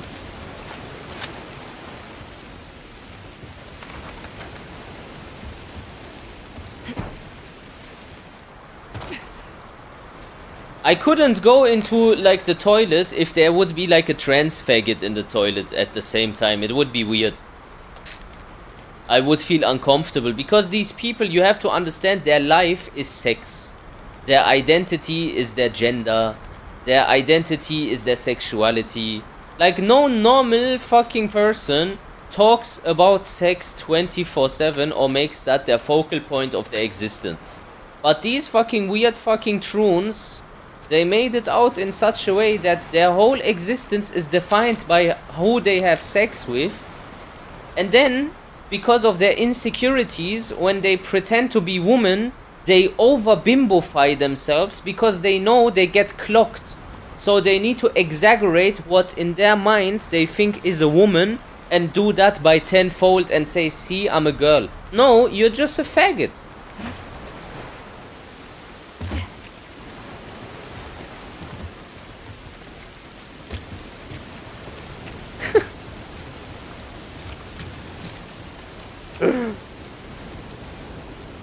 I'm dead.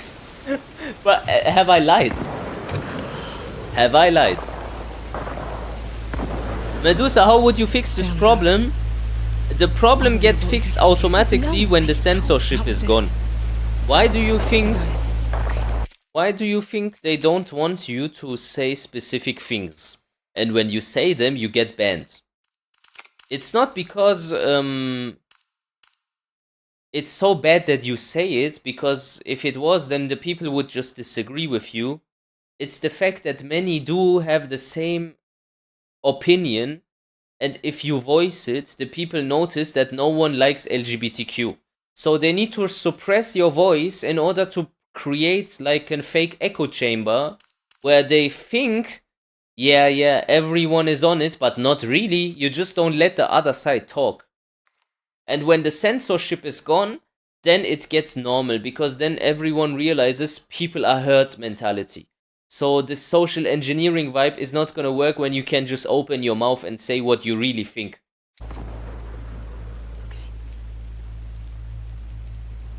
Does that make sense? That's the only reason why they censor you all the time, and that's why I use the word faggot and stuff, because honestly, like 3-4 years ago, I never used the word faggot so much. But after they try to weaponize this word and make you like into an inhuman category if you disagree with their agendas, that's the way you need to use it now. Why? Because same as the media, when it shows you all the time that people have died here, there was a hurricane there, all these negative messages, it's to desensitize you. That's the trick of these Zionists that own the media, what they use in order for you to accept bad situations. Now let me tell you one thing. Once you understand their gaslighting techniques, you can use it to wake up people around you. Because when you be unhinged around other people, you normalize it, and they get desensitized. Why was everyone so sensitive? It was because the unhinged people would get censored, and that would create a situation where you wouldn't have these archetype of people anymore so much. And therefore, anything that goes out of the box of political correctness would be incredibly offensive and crazy and needs to be talked about. 10 years ago, that was not the case. And that's why I use specific words. I wouldn't care so much about them if they wouldn't try to do what they do. So I need to go against it.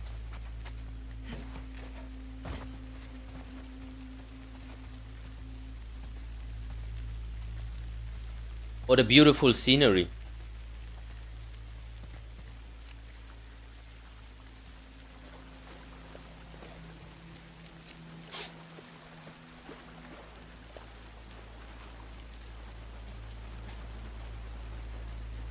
I find the Big Bang Theory interesting. The Big Bang. Like, people say there is no God, there was a Big Bang. Yeah, but who did the bang, you idiot? Who did the fucking bang, you fucking faggot? Get down! You fucking bastard.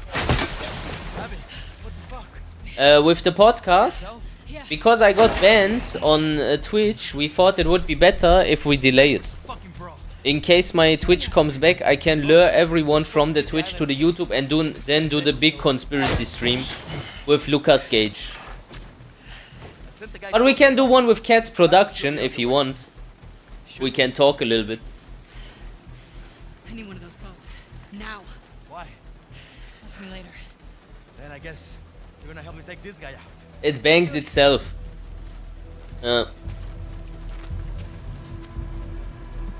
Social engineering, yeah. Stay low. Oh, there's a sniper, yeah? He killed my whole fucking team. Don't worry. We'll get him. Fuck these trespassers. Hey, stay down. Relax, man, relax. What trespassers? The last few days, they came out of nowhere. They're hitting us hard. Do you like The Last of Us 2? Why? Fuck. The gameplay is good, the story... Oh, shit. The gameplay is good, but the story is gay. This way. See.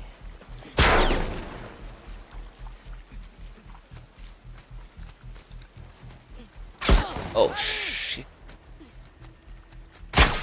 How am I supposed to do this? Yeah, good sound design.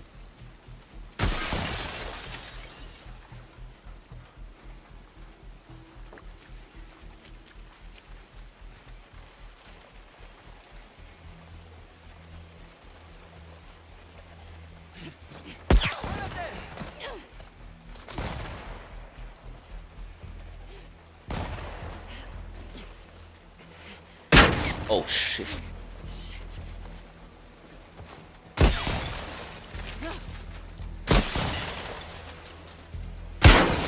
Go, go.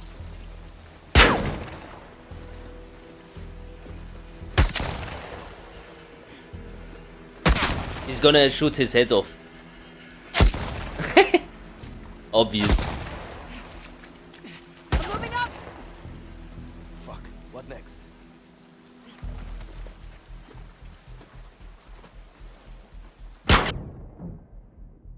Oh. Nice.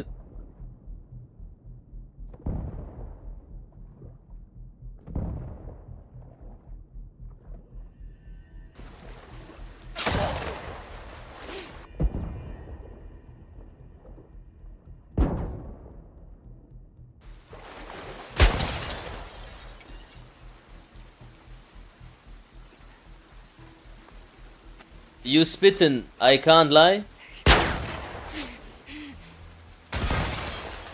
I know a lot.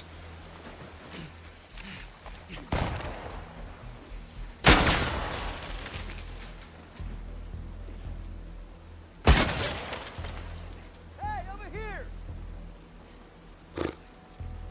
I'm not sure if I can play this if there's that much propaganda. Don't play it. I play it for you and I shit talk it. Oh shit. The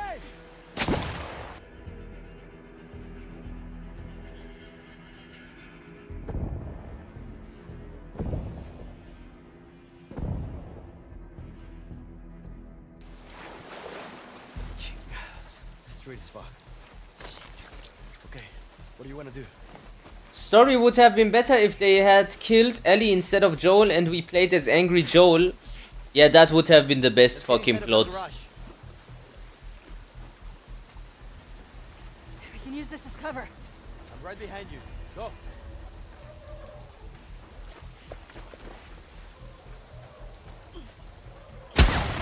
They're falling apart. We gotta move. Go, go. Here. Fuck, he's good. No shit. But this guy is next level, man. Still the goddamn island. They would have made Joel gay regardless. Might be happening right now. But then we wouldn't have gay. Yeah, but Joel has a daughter, no? Yeah, but they would have made him bi then. Bisexual joints.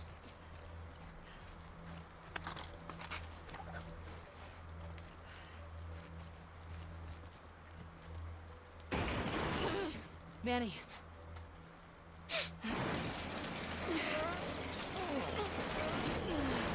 You know what's interesting about the Kanye West song Heil Hitler?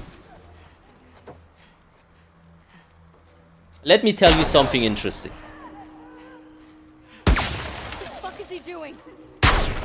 Now let that sink in. You know P. Diddy and like all these labels, Sony, Warner Brothers, even the people that work with Drake. The executives at the top of the music industry are Jews. Okay? And Kanye West is talking about them.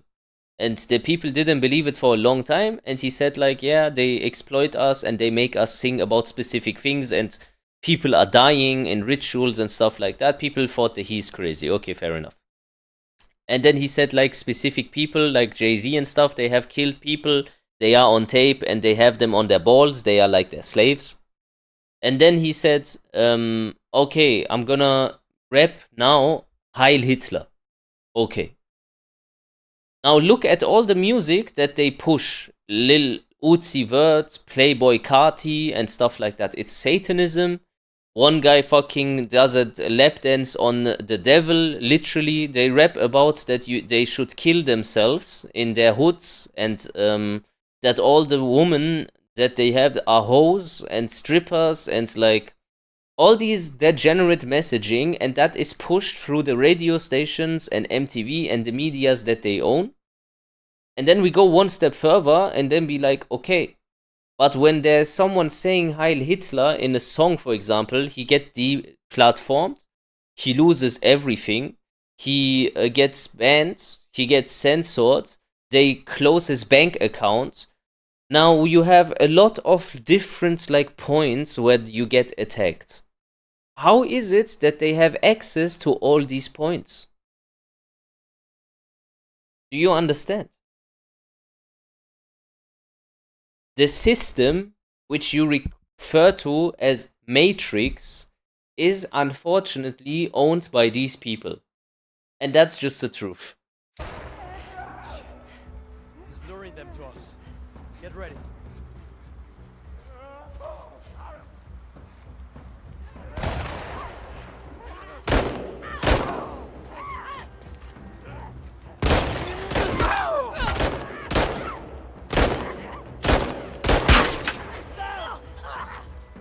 Yeah, it was weird, I agree. I mean, I'm not saying that he is a perfect guy or something like that, but I am saying that unfortunately what he is saying about the music industry and about like Jewish control and stuff, it's true. You can't deny it. You can't like pretend it doesn't exist just because he sucked his cousin's dick. You know what I mean?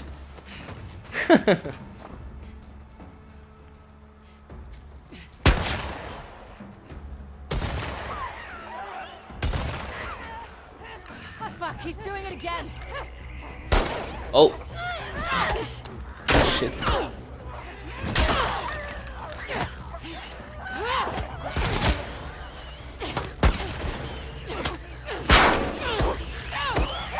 Oh shit!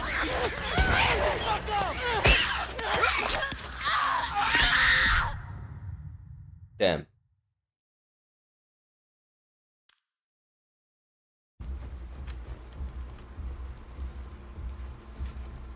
Cats, did you know that I basically people ask me about Freemasons, and they were surprised that I said after 33-degree Mason, you know what Shaquille O'Neal and these motherfuckers have? You can't advance unless you are Jewish, and they were surprised. The reason for that is the Kabbalah, the Jewish Kabbalah mysticism is a book. Oh shit. And this book basically explains what their ideology is, kind of. And the ancestors of the Freemasons, they are called Masons. Masonry is like building something, right? And their like symbolism is like the pyramid and stuff. Well, these guys have built the Solomon's Temple. And Solomon's Temple is that third temple that they talk about in Jerusalem, where they say they need to bring down Masjid al-Aqsa in Palestine and then rebuild the third temple. Have you ever heard of that? That is Solomon's Temple. And it was built already in history, but it gets destroyed every time. And the people that built it were the Freemasons. That's it. That's why Freemasonry and Judaism is like one and the same kind of. They are their henchmen, the closest ones. Freemasons would be presidents and stuff. So the Jewish people marry into their families through the woman. Why is the children of the presidents always married to Jewish people? It's because Judaism is inherited through the woman. And if the woman is Jewish and the man is not Jewish, then the child is Jewish. And they want to maintain that control over the government by just marrying into it. Do you understand? Now, if someone would say that claim is outrageous, I would say, well, it is also outrageous to see that the president children of Bush, Biden, Trump, Clinton are all married to Israelis, and Jews are only 0.2% of the world population and 2% of the American one. Statistically, an impossible situation. But with this in mind, what I told you about the Freemasons and the Jews, now this makes sense again. Do you understand? Is Obama married to a guy or not? Most likely, Michelle is a dude. Most likely. She can't produce any pictures of her youth.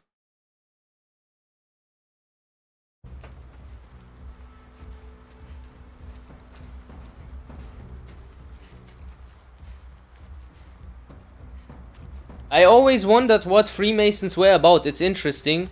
Yeah, they are like, imagine the Freemasons are like Goy.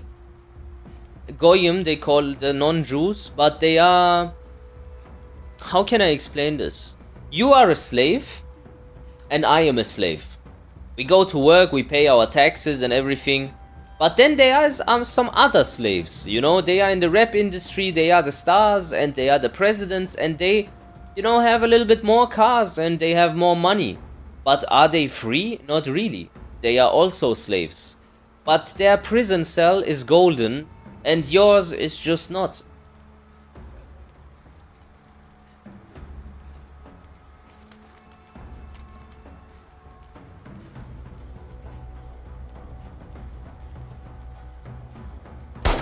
Whoa! What a headshot. Fuck, he's doing it again.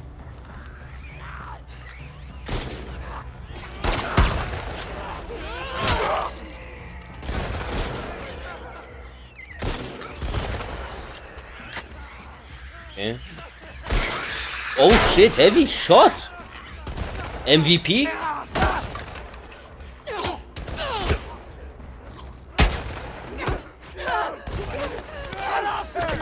Heavy!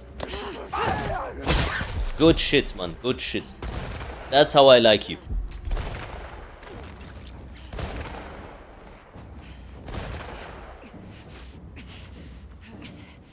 Grounded?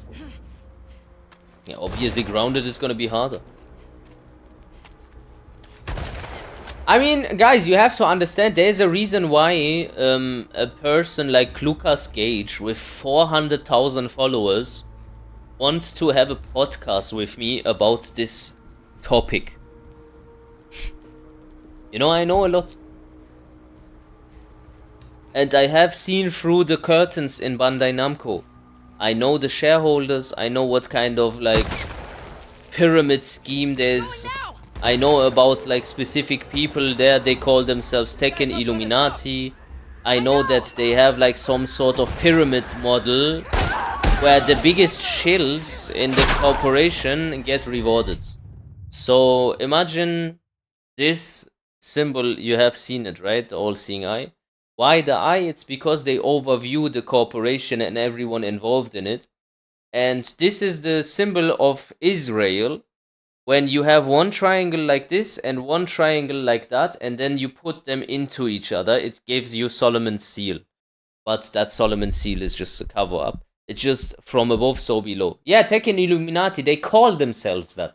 I kid you not, I speak with Super Akuma back in the day, he says you can't go against the Tekken Illuminati, blah blah blah. I'm like, bro, these faggots, man, that they can suck my dick, bro. They are just shills, they are no fucking special people, man.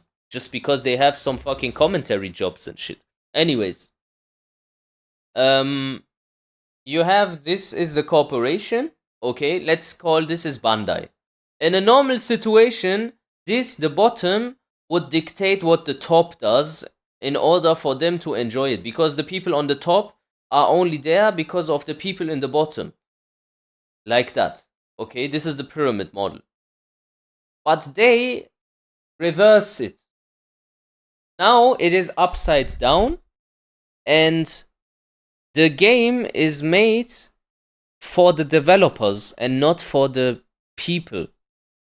And the further you want to advance in the community, you need to compromise yourself by agreeing with the agendas, by pushing certain narratives, by not talking about specific things, by talking about specific things. You have like whole guidelines, then you need to be pro-LGBTQ, then you need to fuck up some people and have like to try to get into the inner circle. And then they have like these groups where they gather intel on other people and then like give it to like people like Zumi, and she cancels then specific people for commentary that have like stepped out of like line.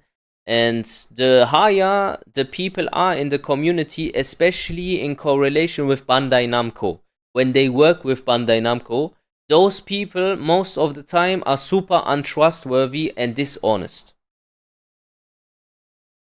It's because of the way they flipped the switch. Basically, they turned the people into employees, the players and everyone, instead of making the game for the people.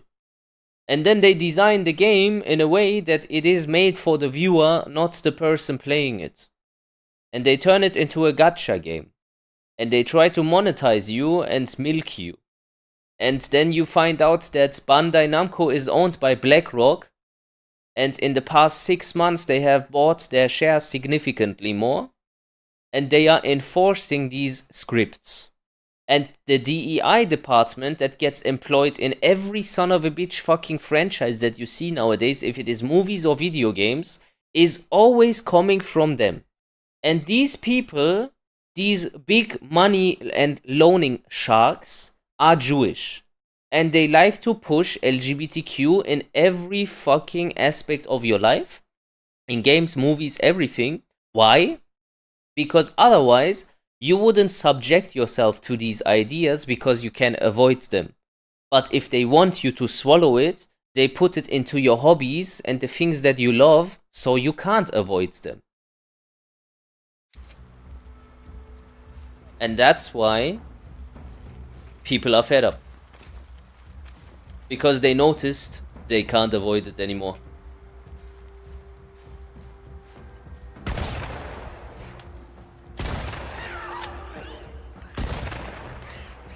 Fuck, he's doing it again. Other channels got nuked for less? Bro, the thing is, I just don't give a shit. I have a job and everything, you know. I'm chilling. Oh my god.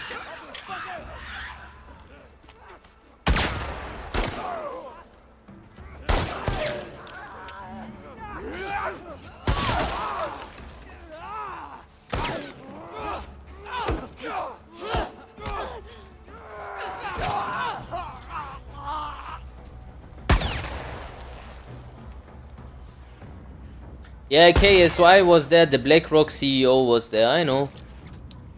The thing is, Mohammed bin Salman is reportedly compromised. He was friends with Jeffrey Epstein. and they also did like a test on their ancestry, and the Saudi family is coming from a Jewish family. Just look at Mohammed bin Salman from the side and look at his nose, and then just imagine the curly hair. You will immediately realize that this guy is just Jewish. You can tell. Once you know, you can tell. What are your thoughts on Luigi Mangione? I think, that faggot. I don't give a shit about him. He's not significant enough for me to care. They're basically Jewish. Yeah, they're basically Jewish. What shall I say? I didn't make it up.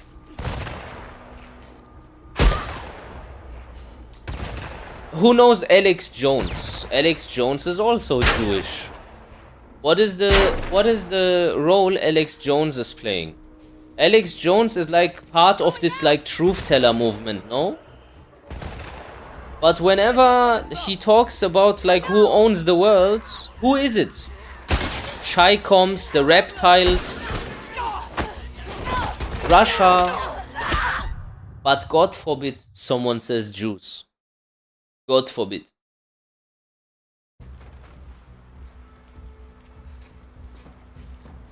Here, let me show you actually, fuck it. This is gonna be funny.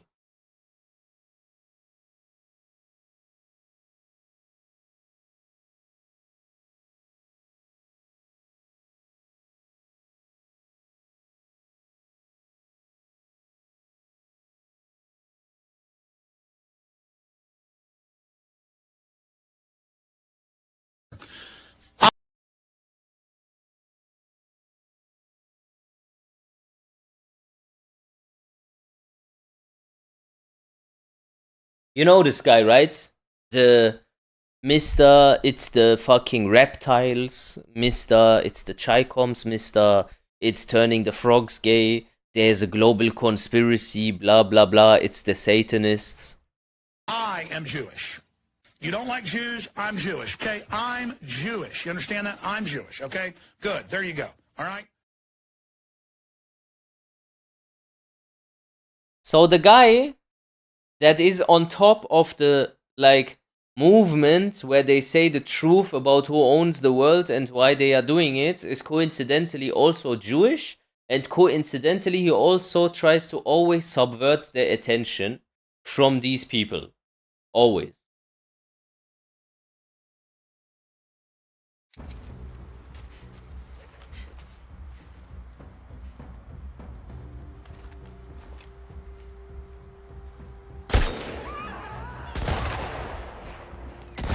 And I have no ammo. Fuck, he's doing it again.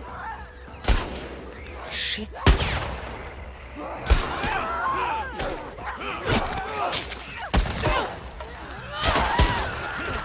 I don't know how to do this fucking map. I have no ammo, nothing.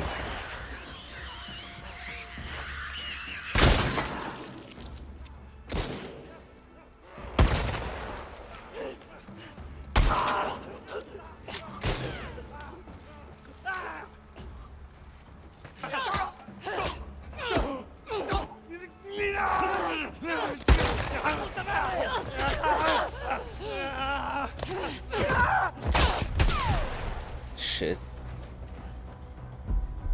You lead them downstairs. Oh, okay.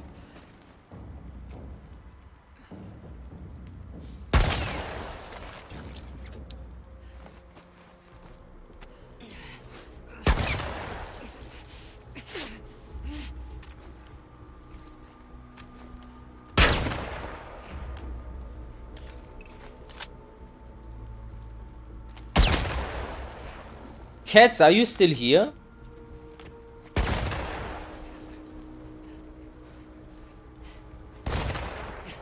Going now.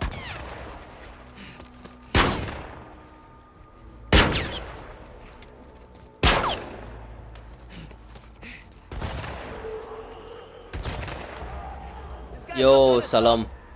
I know.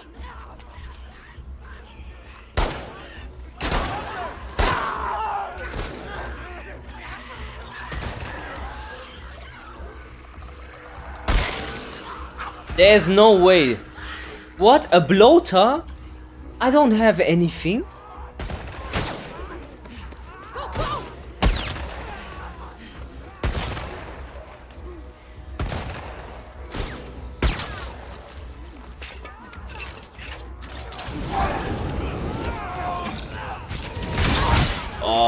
shit.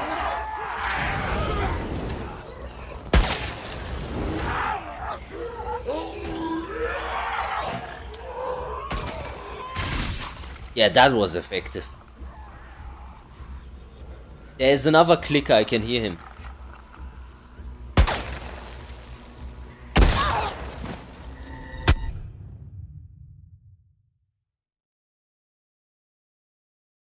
How?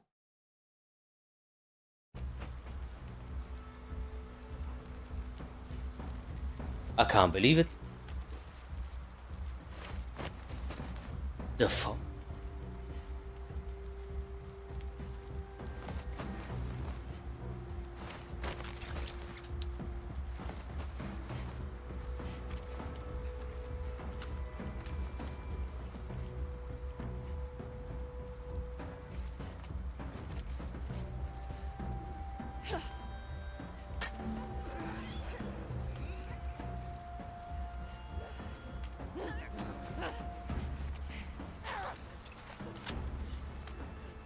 Are you guys retarded?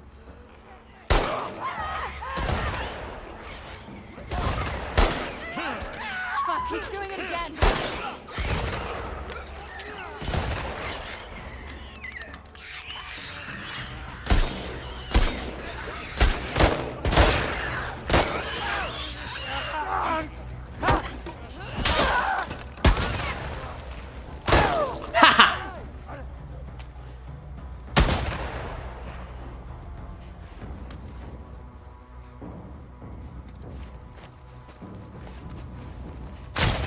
Oh my god.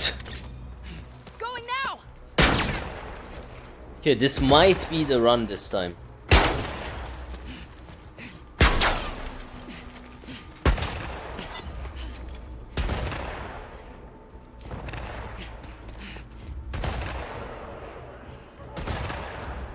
guy's not gonna stop. I know.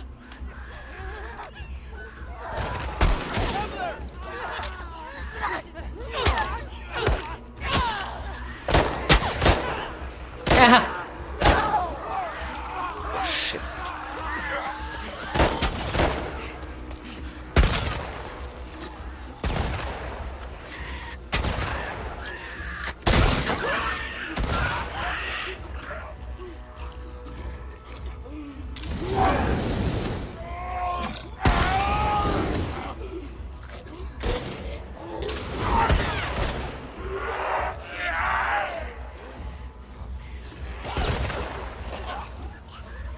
Where the fuck is he chipping to?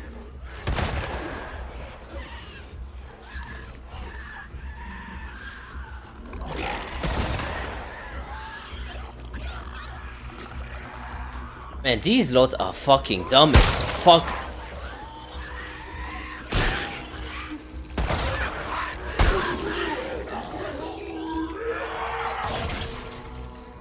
We gotta get to the bridge before he runs.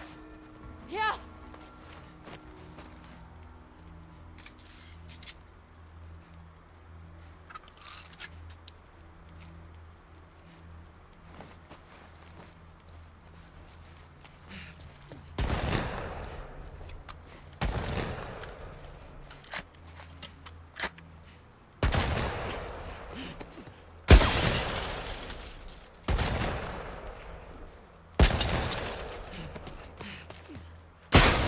And Tarkov.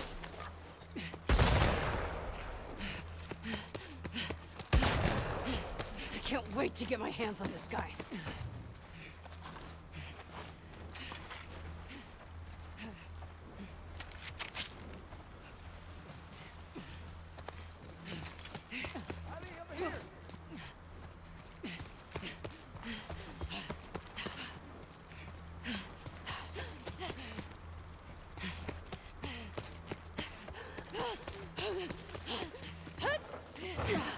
Oh, shit. Okay, I'll cover you.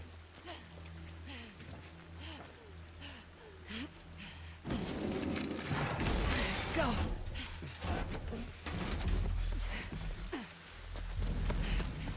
Where did he go? He couldn't have gone far.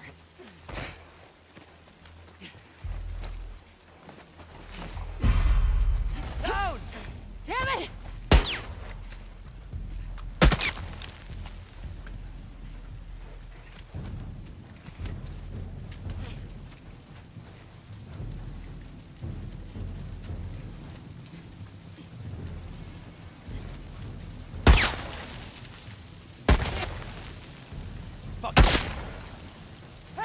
Ja, ja, ich weiß.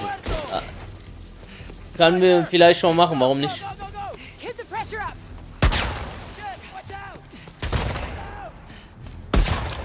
What the fuck?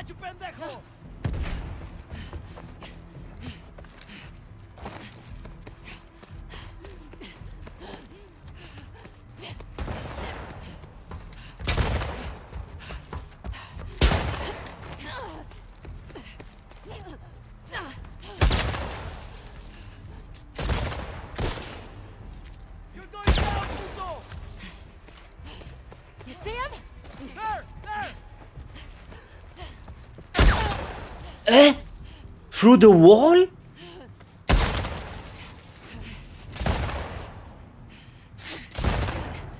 No way, what? Let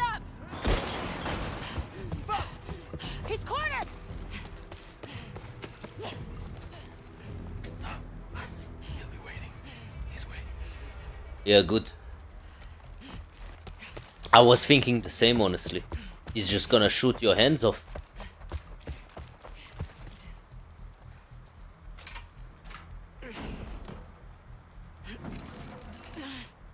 Manny.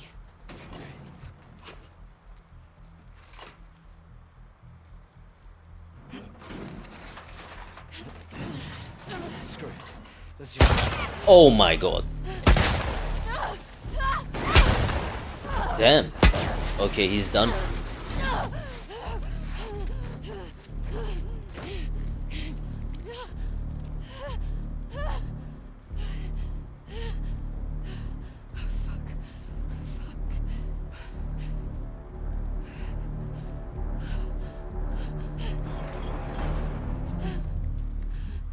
Damn.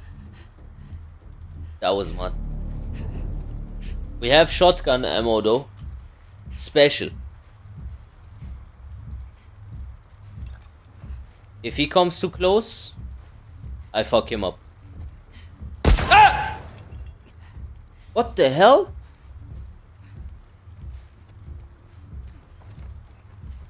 I gotta MGS this shit.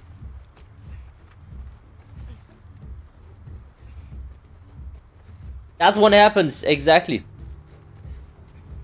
Well deserved.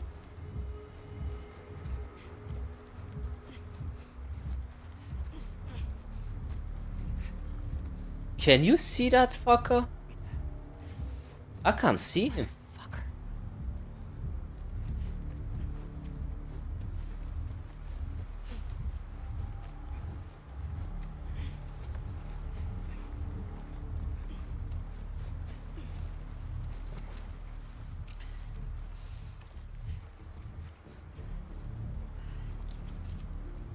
I think he's outside.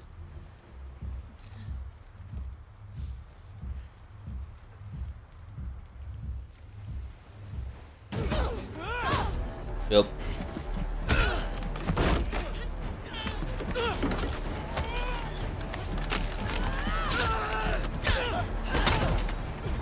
Where did she come from?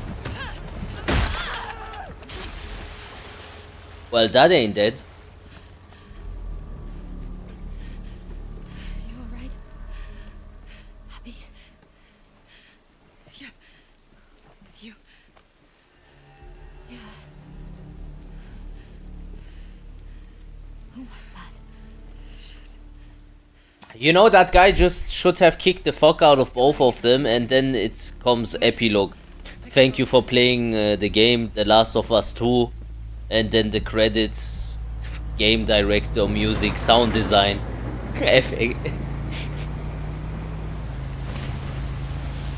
Would have been a better ending. I don't know why he didn't just shoot.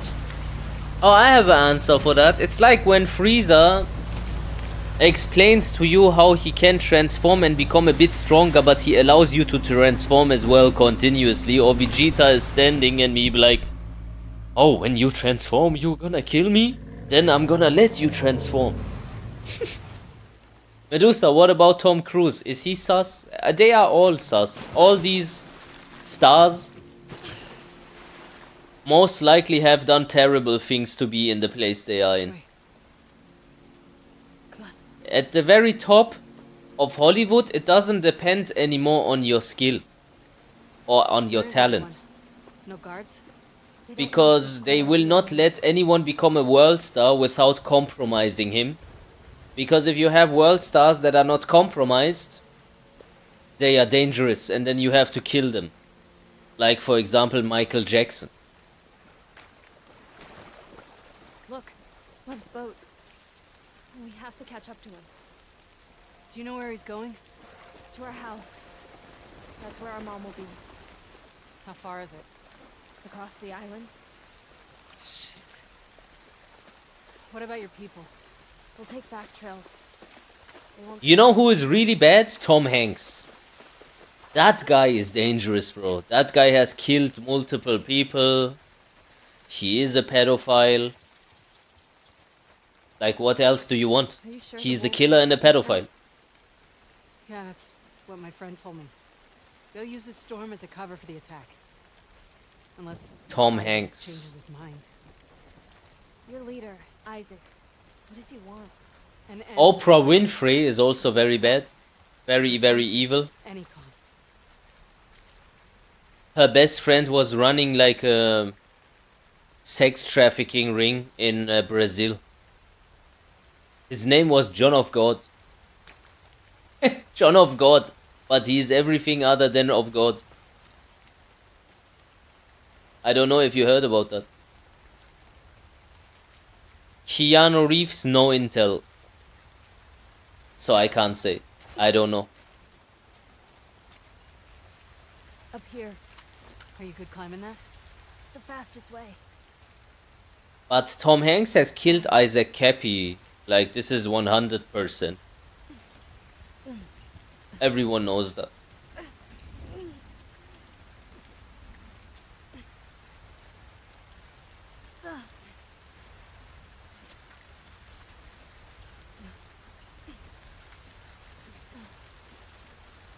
Linkin Park singer Chester Bennington is really was a good person. Really good person. Abby! Grabbing supplies.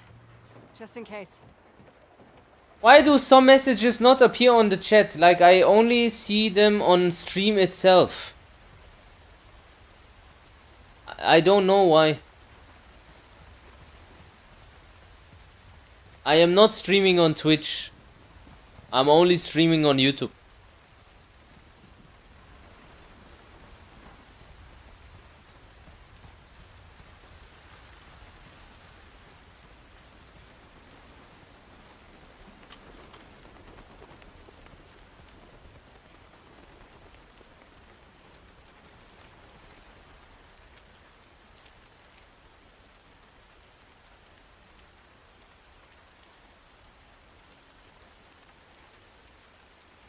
Abby, why are you helping us? Lev asked me the same thing. I guess you don't deserve this. But also, I needed to. I had to.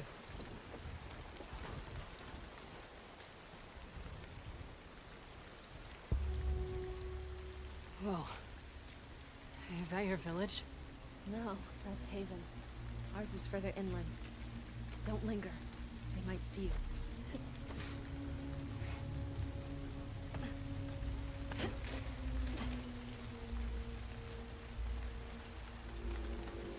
Macron?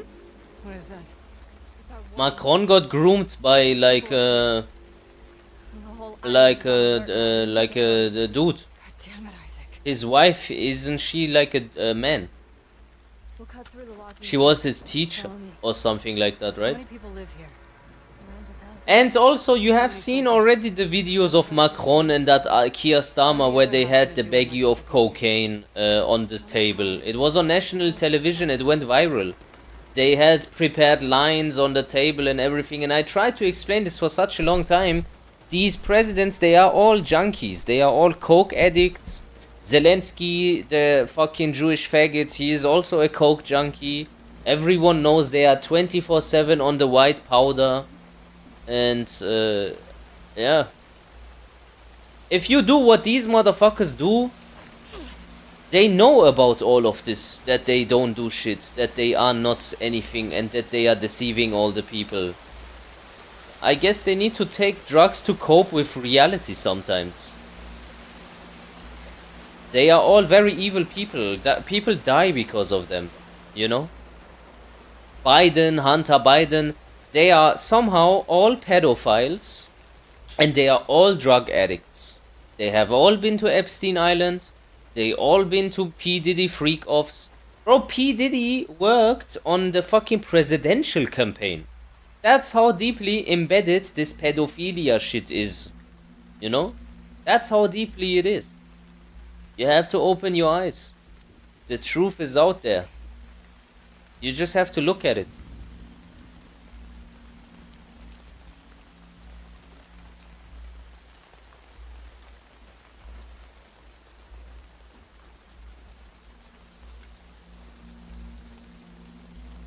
How's the game so far? Where is everyone? Fun gameplay. Bad story. There's one good part in this game, I'm not sure when it happens. Okay. Is it the part with Ellie? Maybe. Because I'm playing this fucking girl for a long time now.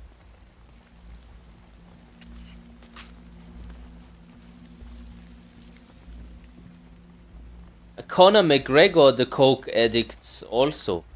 He went like with Trump and all this shit, and they went to Ireland's biggest, like oldest Masonic lodge with I think his name is Chris Tucker. No, who was that fucking? No, I think it is Chris Tucker. And they had like an interview and shit, and you see like the black and white checkered board on the floor. Bro, it's just ridiculous. Because you got to understand, a person like McGregor, he has a narcissism problem. And narcissism gets amplified by coke. And he realizes that he is not so important anymore, and his legacy is basically destroyed by himself. So now he's trying to go through the political shilling route in order to get some sort of like importance back. Yeah. They are all just addicted, you know.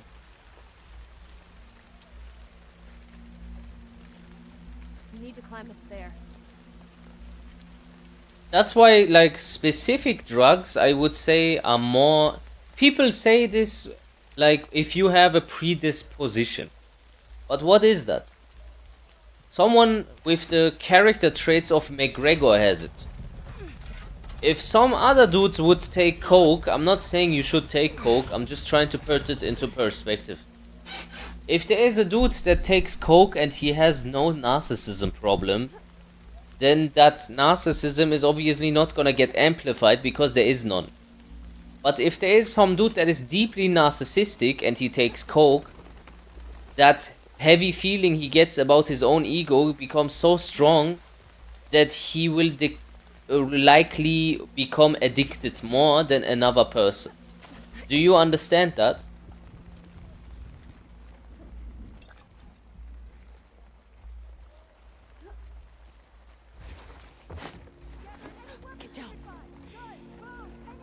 Bro, these conspiracy joints really hit when I'm high.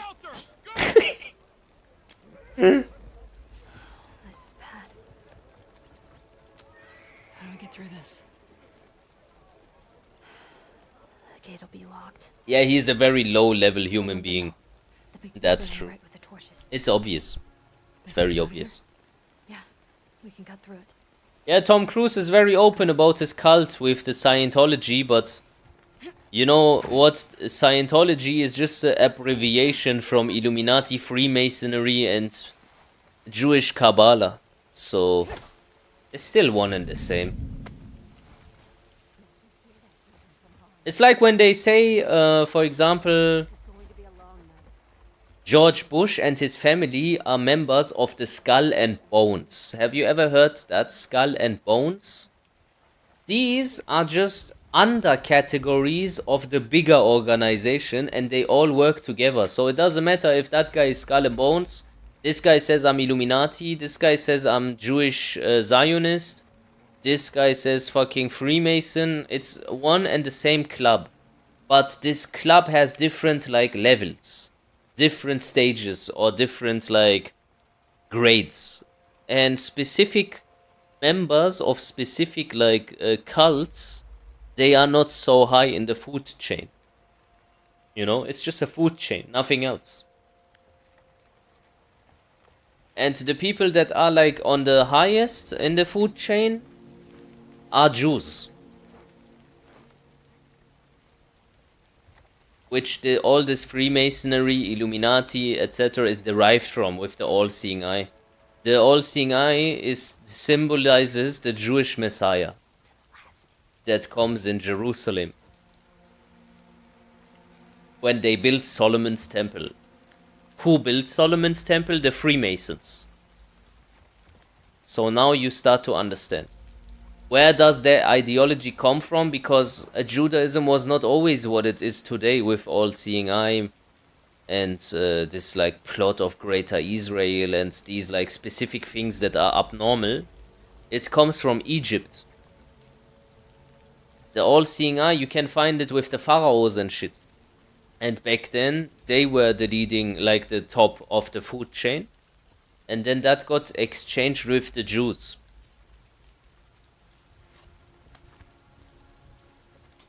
Which is the main joint? Jews. But then within the Jews, there is also some sort of like level. You have like Khazar Jews, Shabbat, Sephardic, Lubavitch, etc., etc. And these are tribes, and within these tribes there is like a different level of bloodlines. And the more ancient the bloodline is to the OG Israelites, the Hebrews, it was 12 tribes, then the higher you are in the food chain. So for example, Trump is a part of the clan or the tribe of Dan. One of the families of the 12 is like 12 tribes of the Israelites. And then they also make a distinction between specific Jewish people that are not Jews by lineage, but by conversion. That would be the European Jews. They are not allowed to do DNA tests in Israel as well because of that. And there was a kingdom, and this kingdom called Kingdom of Khazaria. They were mercenaries, and in that kingdom there was like something like with the Canaanites where they sacrificed children. You heard probably, it's called Moloch. And their king got so disgusted by his own people because there was like incest, pedophilia, murder, everything, that he said we need to now take one of the three Abrahamic religions, Islam, Christianity or Judaism, and they chose Judaism. But have they anything to do with the Jews? By race? Lineage? Not really. And they know that. So that's why they are the lowest in the food chain. Interesting, right?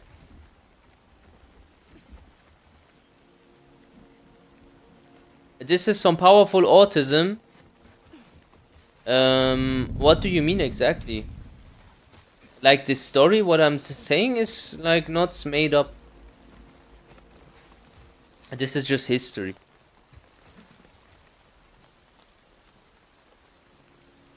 Do good Jews exist? There was like a very good Jew that he was the biggest like chess player in the world. He was the smartest.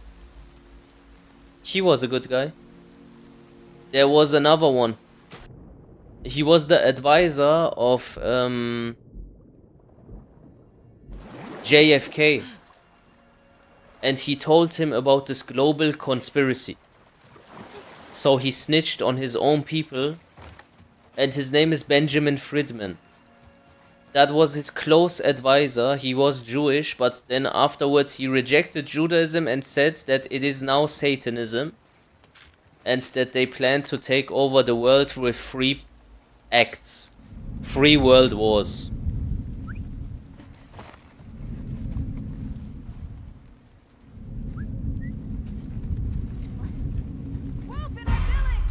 I fucked up.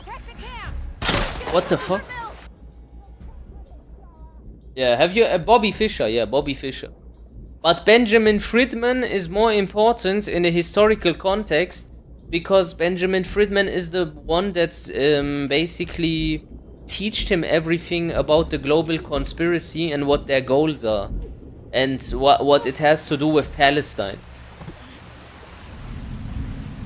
JFK knew about all this Palestine stuff, you know, back then already. I don't know what to do. There's too many people. So why do you think Palestine is so important? It is not the average war that you see in the world. This one is an ideological one. Why? Because the third temple that the Jews need for their Messiah to come is only to be found in Palestine on Masjid al-Aqsa. The famous temple mount that they always show you on television is not it. Did you know? It's a little bit further away from it. So most of you actually have never seen it before. You've seen the Temple Mount, that golden dome, and thought that was it, but that's not it.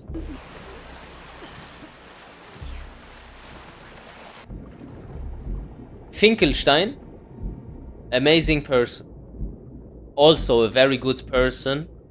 And I think he is Jewish, right? Yeah, he is Jewish. Finkelstein is Jewish. And he is a very good person.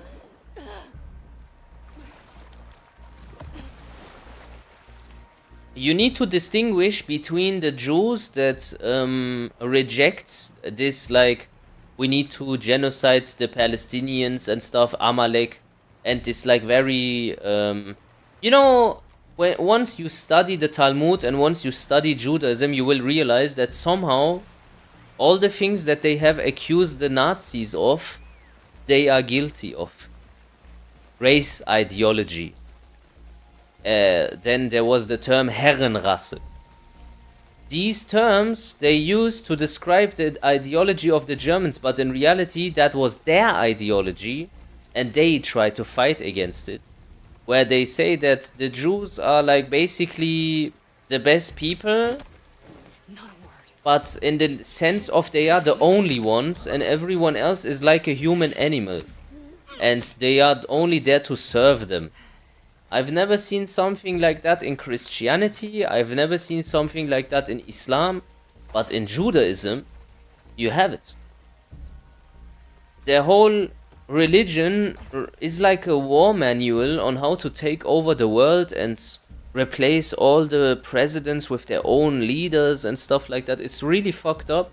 And they have also this non-binary stuff and 8 genders and stuff. So this whole LGBTQ shit is also Jewish. And when you study it, the LGBTQ movement, you will realize that, okay, it is one thing to have the LGBTQ ideology in your religion. It's another to be the leading people of that ideology at the same time.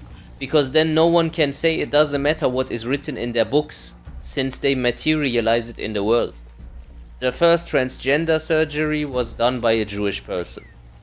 The mother of Pride reportedly was Jewish, but people back like said that no, there is no evidence, even though she said it herself. And then the legislation of the gay rights movement and stuff, major players of that were Jewish as well.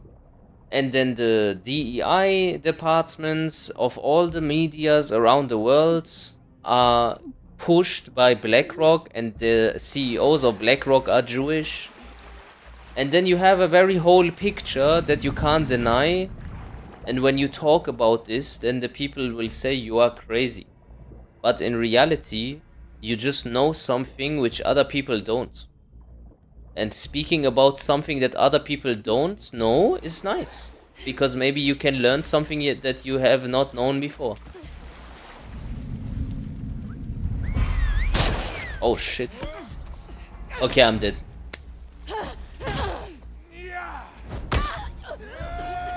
I couldn't avoid.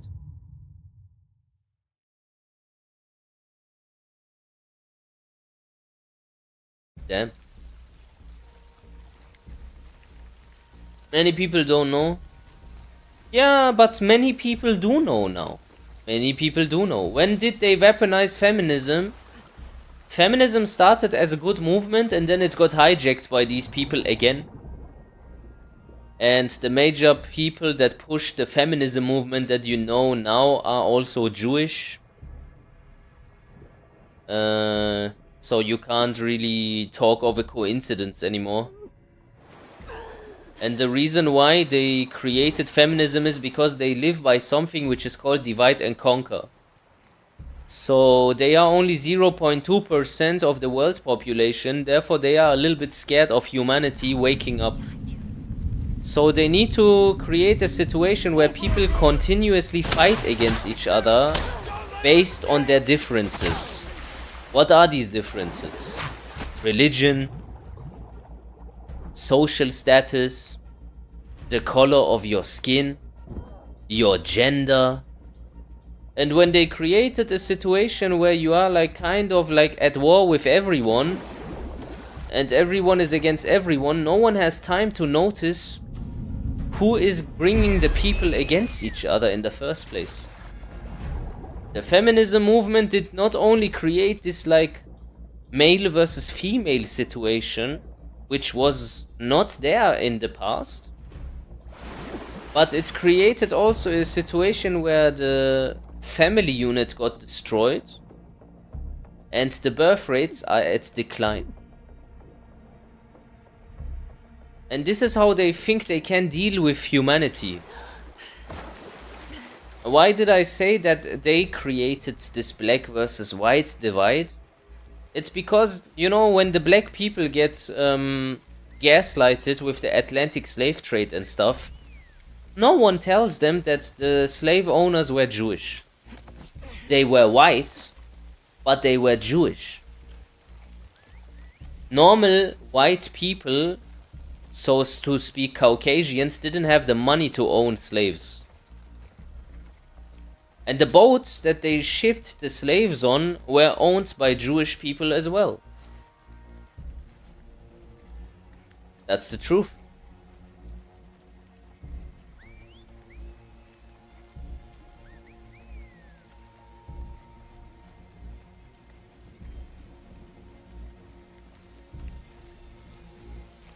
Yeah, they even had white slaves. So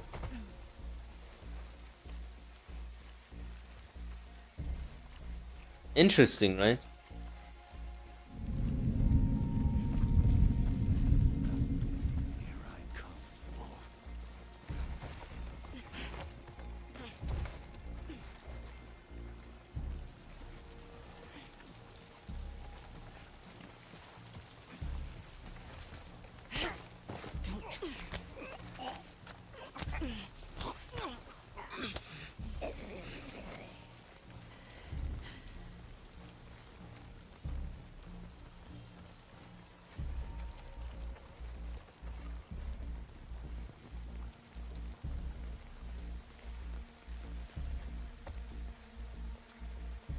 Let me ask you one thing. Do you think that the Germans have made lampshades out of Jewish people? Sincere question. Do you believe that? In World War II? Do you believe it? And soap.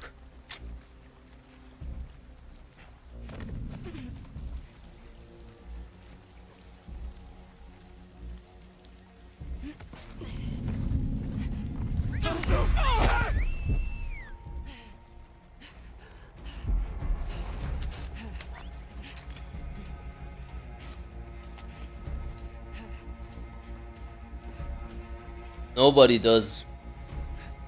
It's just like... Oh shit!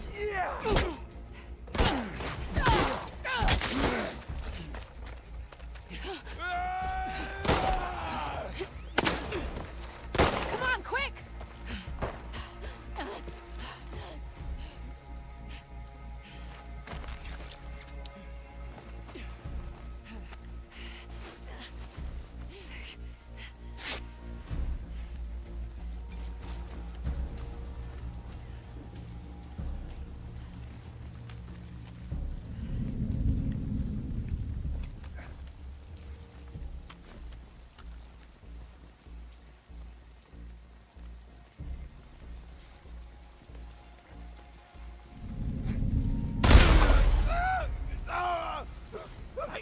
Bro got incinerated.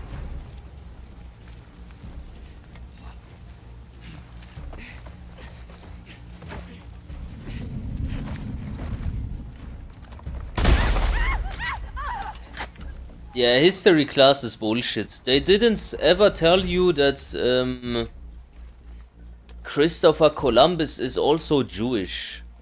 No one told you that America's founding fathers, basically the person that finds America, yeah, is Jewish, and then they tell you about the genocide.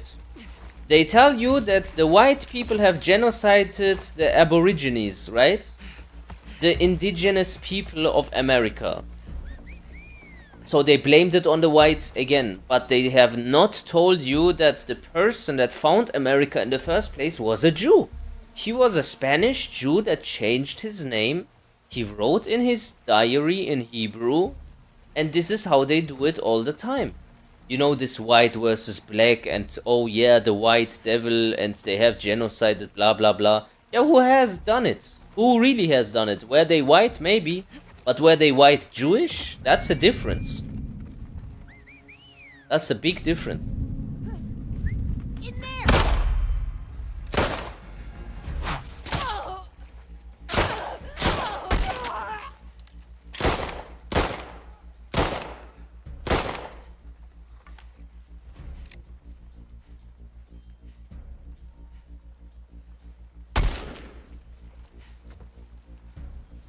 Do you think history teachers are curious about the true history of our... No, their IQ is way too low. You think that people that can study and stuff... Bro, I study psychology. It's not a big fucking deal.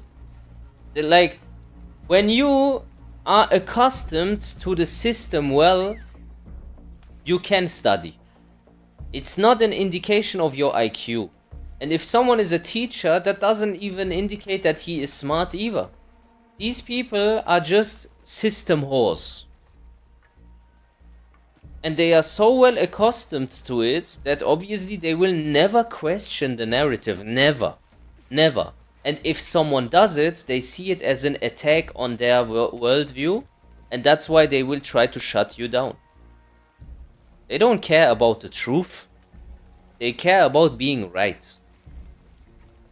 That's the difference. Even Google tells me Christopher Columbus is Jewish.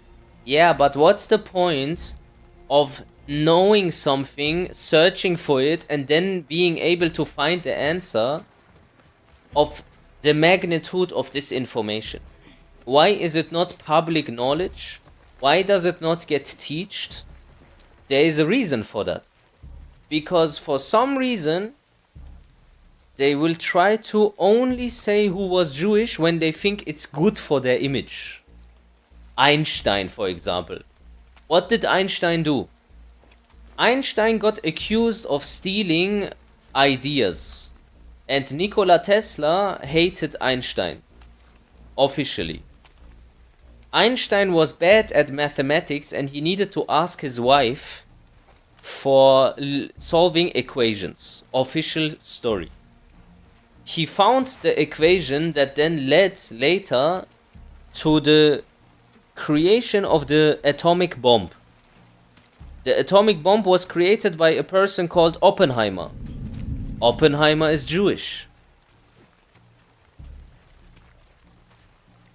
there is something called the Samson option in Israel. When the world doesn't defend Israel anymore, they will use the Samson option, which explains basically that they like carpet bomb all countries around them with nukes when there's an imminent threat of Israel not existing anymore. How could they have the Samson options if these two Jewish dudes didn't set the foundation to have the atomic bomb in the first place?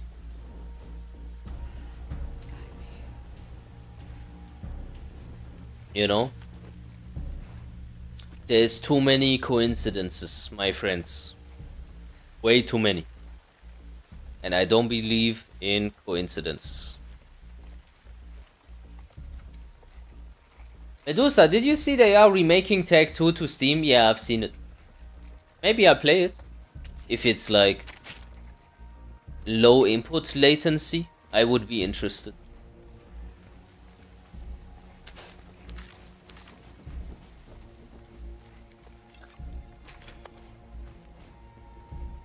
Did Einstein make more equations even after he divorced from his wife? Well, I basically know that after the EM, and I don't know how to say it in English, EM hoch 2, after this, there was no major inventions anymore. And the person that invented majorly, his name was Nikola Tesla. He never stopped inventing after his first invention. The storm is relentless, but Chica.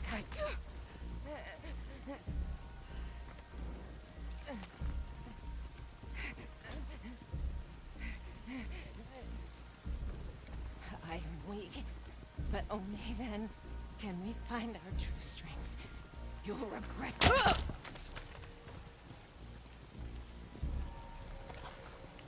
I think we're clear. That was crazy. So basically, Nikola Tesla's papers, and now here comes the weird part, where you need to connect the dots. I said that Einstein got accused by multiple, like, scientists from his day that he steals inventions and markets them as his own. And he was very disliked. Now, did that happen in history again? Yes. After Nikola Tesla died, all the papers and his inventions that were not released yet got stolen by the uncle of Donald J. Trump.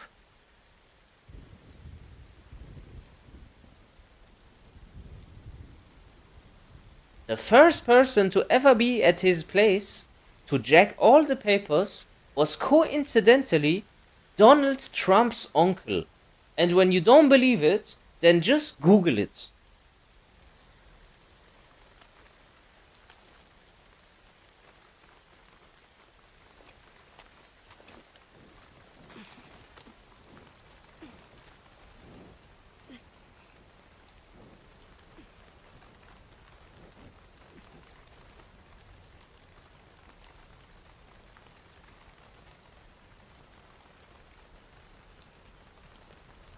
The Croatian situation. I rather don't talk about it. I didn't research it enough to be, like, knowledgeable enough to talk about it.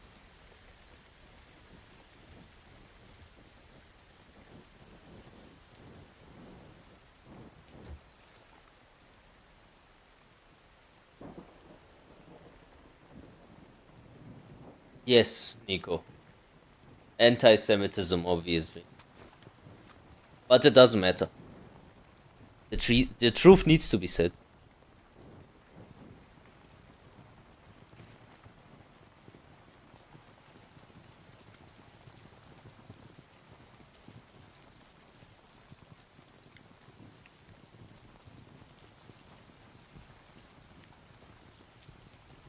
Thank you, Zargon. Interesting, right? How embedded Donald Trump is in history and his, like, family. How important that family is. And now I will explain to you what Donald Trump's purpose is in the sense of what the Jewish people think about him. Donald Trump comes from a long lineage of people, and the most like presidents of the United States are called, they're coming from like a lineage of Christian Zionists, okay? And their symbol is called the Welfenkreuz or Welfenschatz. Welfenschatz. It's like a cross, and it symbolizes their affiliation to specific people, and they refer to them as Janus the Two-Faced. That means they work for them, but they smile to the people as their leaders, and then at the back of their head they have another head, and that one looks aggressive into the other direction. It's called Janus the Two-Faced. That's the story of the presidents, and that's why they are all related to each other. It's like one big old family tree, a very satanic one.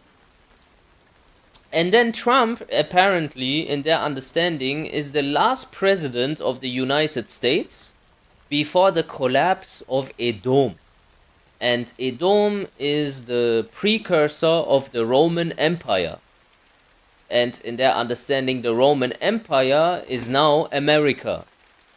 And in order for them, in their scripture, to take over the world and usher in a new world order where the head of the world is in Jerusalem. What needs to happen for that? America needs to collapse. How can they do that? It's by making Donald Trump the last president of the United States, somehow create a situation where he either gets assassinated in a fake way and then they say it was Iran, create like a 9/11 situation where they convince the people that they have to go and fight against Iran now, the same way they convince the American people to fight against Iraq. What's the difference? Iraq is Q at the end, Iran is N at the end. They just change the last letter, but the scheme is always the same. Create a problem, let the reaction come out, provide the solution. We need to start the war on terror. And then they go in there on a bunch of bullshit fucking things, convince the people with the medias that they own, start like some sort of world wars type of situation, crash the stock market, make everyone like exhausted from war, and then they apparently want to present some sort of dude that they call Mosiach, and he is gonna be like somehow the head of the world and unites humanity under one banner, one world government, one world currency, a new world order. That's what they refer to in the Illuminati fucking bullshit conspiracy things that you seen fucking 10, 15, 20 years ago when they say new world order, new world order. Yeah, what is the new world order? It's when the old order of America being the superpower of the world gets obsolete and a new one arises, which is supposed to be Israel.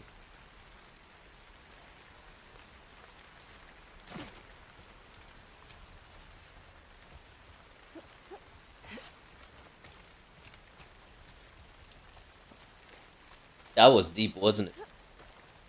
Do you think the people will get tricked by another 9/11 scenario? I think there will be a lot of people, yes.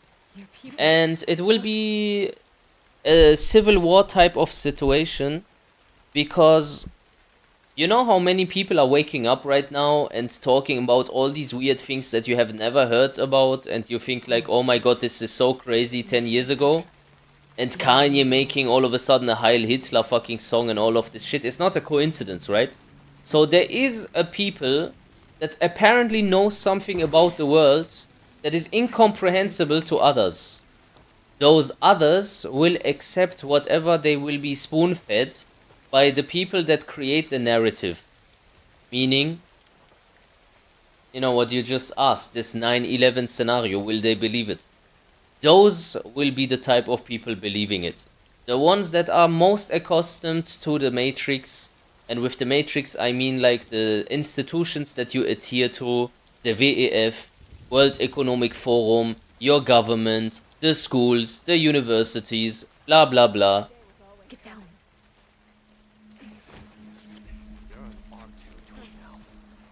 And the ones that can see through the game, they are deemed as the bad ones and the evil ones. So it is maximum inversion. The people that are supposedly the good guys, the political correct guys, Where to are now? actually the bad ones that are fucking it for whole humanity Back in the because they are laboratory. complicit. Where were they taking the And the kids? bad ones that speak unhinged and talk about things that no one talks about and make claims that no one is willing to really look into in order to find out if it's not true or true, those people then are the bad people. And there was a very famous quote from someone, I will not say who it was, but you can imagine. Whoever is praised by the media is dangerous. Whoever is ignored by the media is useless. Whoever is vilified by the media is a hero. Whenever you find yourself with your opinion on the majority, it's time to stop and reflect. Andrew Tate? That guy is a fucking... I don't fuck with Andrew Tate. Because he is some sort of Alex Jones. He says 5-6 good things and then destroys it with 3 other things that are so bullshit and make no sense. Not even from an Islamic standpoint, where he says all the time, you need to have like 7 baby mamas, what color is your Bugatti? And he pretends he's religious, but he preaches hedonism. And hedonism is satanic. Do what thou wilt.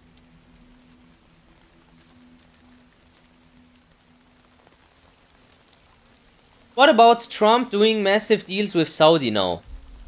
Saudi Arabia, and this is also backed by our scriptures, is compromised. Epstein had 3 pictures on his walls. One of Bill Clinton, one of George W. Bush in front of 2 broken Tenga towers with airplanes, paper airplanes in his hands, and one of Mohammed bin Salman. These 3 have been his biggest blackmail trophies. So now I ask you again. If the person of the Saudi family is being blackmailed by a Jewish man called Epstein, and he has apparently some sort of tapes of him, what does that make you believe about the deal with Trump and the Saudis?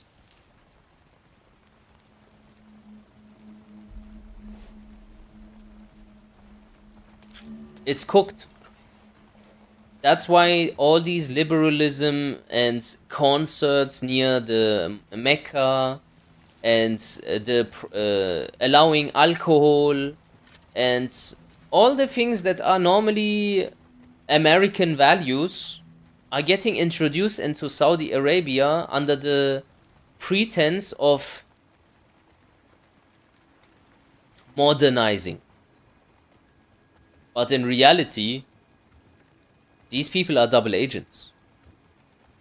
And how is this backed by Islam?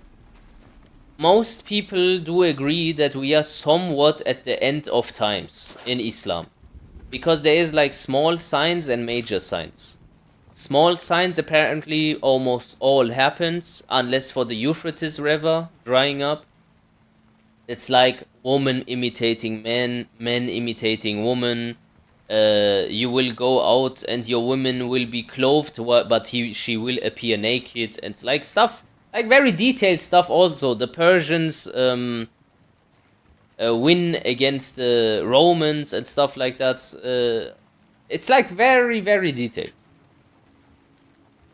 And one of those like descriptions is that at the end of times, the Muslim leaders of the world, meaning Iran, Saudi Arabia, Qatar, they pretend to be of the Ummah, basically Muslim, but in reality, they are with them. Who is them? When you look on the $1 bill and it says New World Order and One World Government, do you think that One World Government is in the future? Or it's basically already here? How do they always know how the wars end on the stock market and make the right investments? And how do they always control somehow both sides and sell both sides the weapons? It's because at the very, very top, it's a very small circle of people, and these people pretend as if there is some natural like situations where the people are fighting and they agree to go to wars and stuff, but in reality it's just a theater show. And the moment where they introduce the New World Order and the One World Government is not the moment where the One World Government is formed, it is the moment where it's revealed officially. But it has been here already. You thought there's a difference between Germany and France. You thought there's a difference between Canada and America. Isn't it somehow all the same?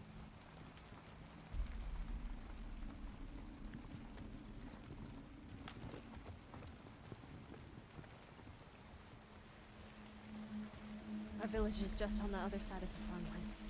Great. I don't know. Saudi is like the best vision of Middle East in my opinion. Yeah, in your opinion, I get it, because they have like good talking points and stuff, and they make it appear interesting as well, and they will try to sell it. But trust me, it's not what it seems. It really isn't.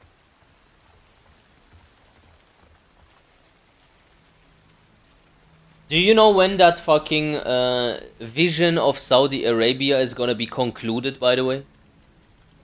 They have an exact date for it. It's 2030. Why 2030?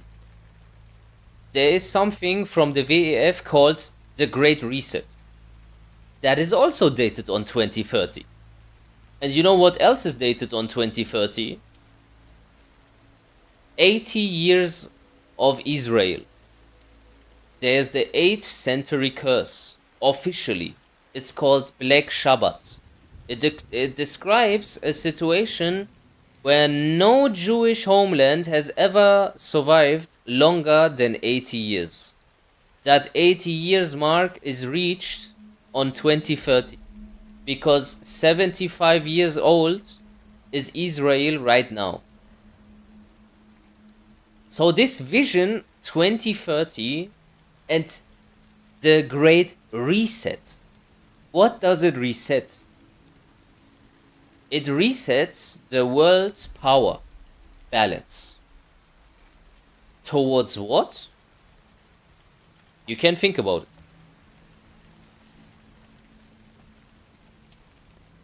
The next 5 years will be the most historical 5 years in the past fucking... I don't know, I think it's gonna be more historical than World War II. It's gonna be more historical than the National Socialist Movement. It's gonna be more historical than fucking Adolf Hitler. This one is also very interesting. I'm gonna show you real quick. Imagine these like two these like two lines on top of the triangle wouldn't exist. So then you would have two triangles with like a line in between. That line in between, imagine it like a separation. That is the from above, so below. The symbol of Israel. Because when you put these two triangles into each other, it gives you the 6-pointed like Solomon's seal. 6, 6, 6, 6. And it symbolizes that their agenda is somehow to turn everything from upside to upside down. That's the same reason why when you listen to Israelis and the media and what they claim, every accusation is a confession. Everything that they claim is the opposite. When you come into contact with these people for some reason, you need to imagine a mirror in your mind. So whatever you say, or whatever they say, you need to flip it. And then all of a sudden, it reflects the truth all the time. Literally. You have to literally internalize this that for some reason you need to, when coming into contact with these people, even in the news, always assume the opposite. When they say Israel is defending itself, then they are the attackers. When they are saying that the Palestinians are the attackers, they are the defenders. When they say that the Ukrainians are the defenders, they are the attackers. When they say the Russians are the aggressors, they are the defenders. And then you come to the realization that not only do they have this like upside down symbolism in world events, but also they mirror their own events. Zelensky is Jewish. You all know this. If you don't, now you know. Now we take this mind game one step further. They create a situation in the world where Russia, the strong part, attacks Ukraine. Okay? This is the official narrative. Russia bad, Ukraine good. Ukraine defense, Russia attack. Okay. Now you have Israel. Israel is the big part. Russia is the big part.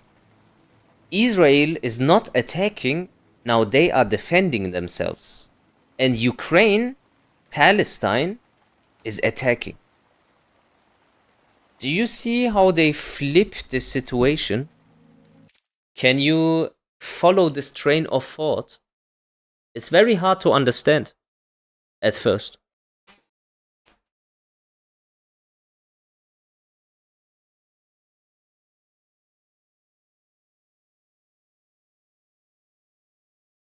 So yeah.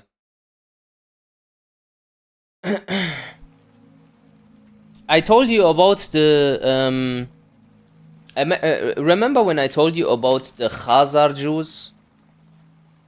Remember Khazaria? The kingdom of Khazaria? The Europeans that became Jewish?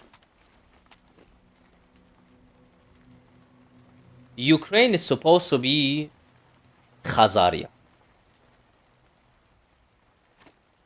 And the symbol of the Ukrainian crest is the symbol of Moloch. It's the exact same symbol. No in between, no differences, nothing. It's the exact same symbol. Exactly.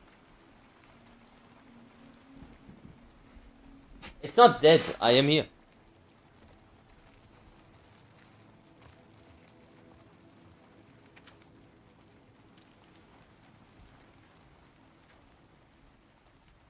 And then the fucking head of the Ukrainians is Zelensky, a Khazarian Jew, coincidentally, obviously. And they make like weird decisions on banning the church and stuff. Because you have to understand, even everything that the Jewish people say is the opposite. I know it is weird, but just follow me on this thought real quick. When they say that they are the allies to the Christians, they are their enemy. And you know it.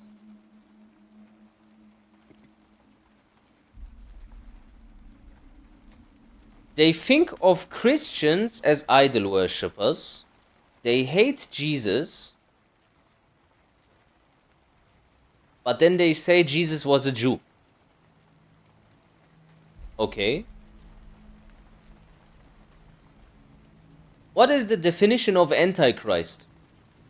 Can Antichrist be only one person? Or can it be one person and a people? Well, if you would know about the ideology, you would come to the realization that Jewish people are Antichrist. Just as simple as that. They are just Antichrist. They think Jesus is boiling in shit. He is a Satanist. And Maria, instead of saying she's a virgin, they say she's a whore. So every claim that you guys make, they say the opposite. Yo, O'Brien, what's up? So you have this opposite mentality 24/7, opposing. Always the opposite, always.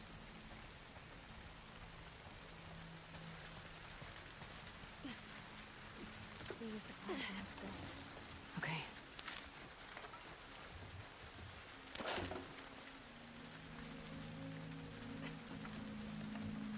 Oops. Talmud is kinda retarded. Of course it is retarded. It's satanic. Because the Talmud, I know the story about the Talmud. So this is the story, yeah? In very short. Jewish people, God's chosen people, good people, get enslaved by Fir'aun, also known as Pharaoh. Pharaoh is infiltrated by Satan and their whole ideology and one all-seeing eye, Horus and all this stuff is Satanism. He enslaves God's chosen people, God saves them. He gives them a prophet. This prophet is called Moses.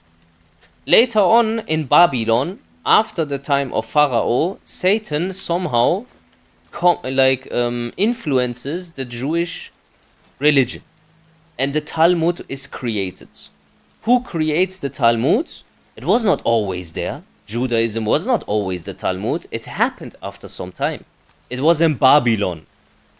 You probably heard about this Babylon. Well, the 17 head rabbis that wrote the Talmud there were deemed like some sort of gods, you know, not normal people. And whatever God, they made like a rule, whatever God would do, or whatever miracles would happen, if it doesn't align with the teachings of the Talmud, then it is not accepted. And that's why the people didn't accept Jesus. It was a test from God. It went away from the Talmudic teachings. Jesus was sent to get them away from the satanic script. They rejected it. And now the synagogue is the synagogue of Satan. Welcome to 2025. And it's fried. Because these people, coincidentally, are also at the top of everything.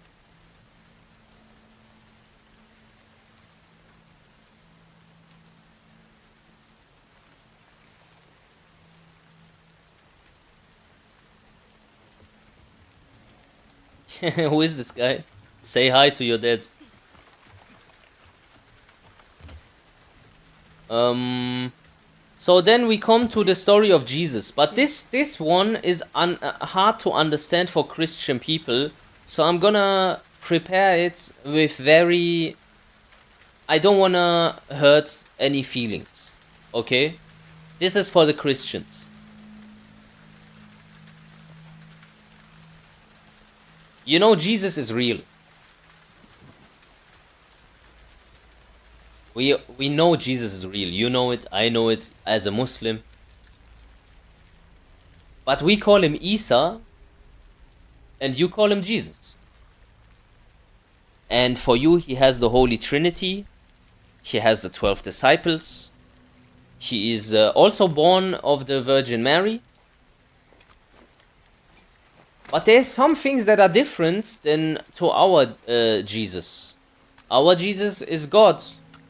Our Jesus is a prophet of God. Your Jesus is kind of God as well.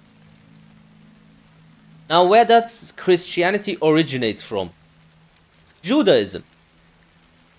You wouldn't deny that. Where does Judaism originate from? The Talmud. These ideas with the triangle and all these like Egyptian symbolism on the $1 bill and the specific language they use, Nordus, Norus, Seclorum, and it comes from Egypt.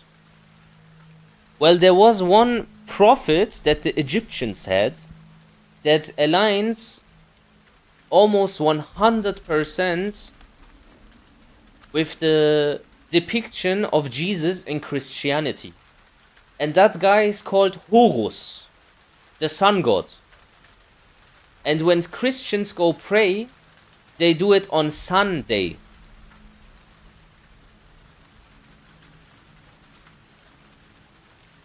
And this Horus guy has 12 disciples. His symbol is the cross. he is called the shepherd. He was teaching or learning in the temple, just like Jesus.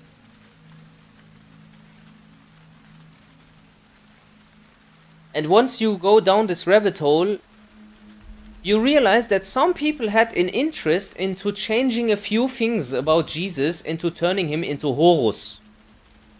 Now you can think for yourself as a Christian what you want to believe. Now we have two options, because historically you can't like deny that the description of Horus and the description of Jesus is one and the same. And you can watch that later. So what does that make for you? Does it mean that the Egyptians predicted Jesus?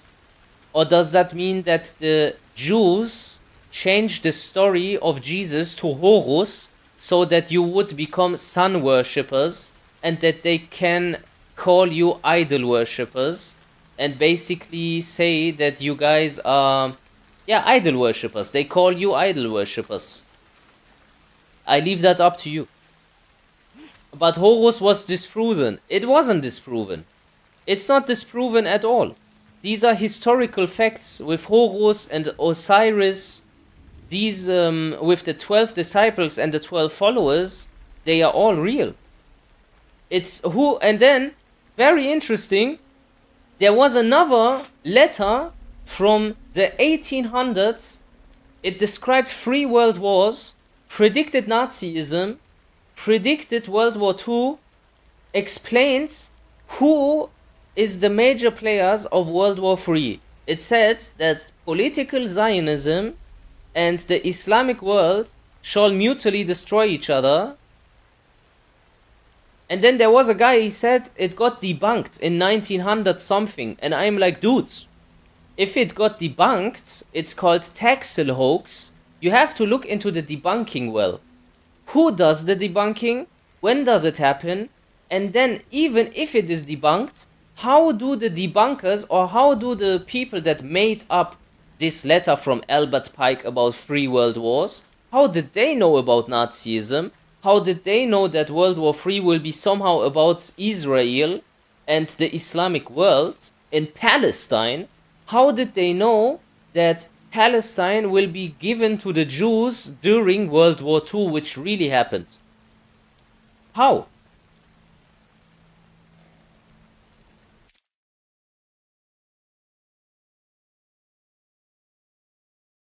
I don't know why my cam is continuously turning off. That's so weird. You can't disprove Horus. You can't disprove it. No, Horus symbol is not the eye.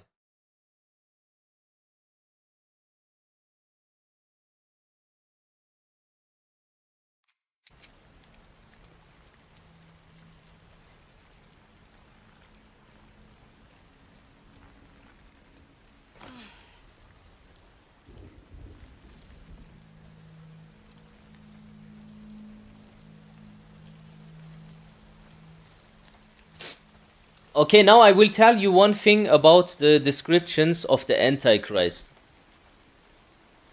Coincidentally, the Antichrist is one-eyed. But not because he has only one eye, it's because he is blind on one. And apparently it shall reflect how he can look outsidely, but he cannot look inwardly.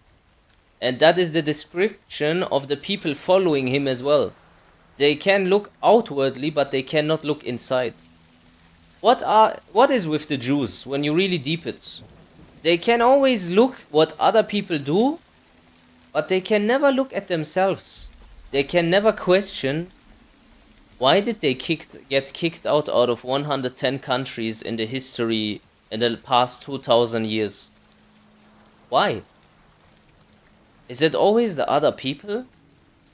Do they dislike them just randomly? That makes no sense. Why would Japanese people depict the Jewish people as Tengu and say that they steal children and kill them in rituals, and that whenever the Tengu are close, war is near? Well, Japan apparently had some contact with Jewish people. And they have set these blood libels, they are called.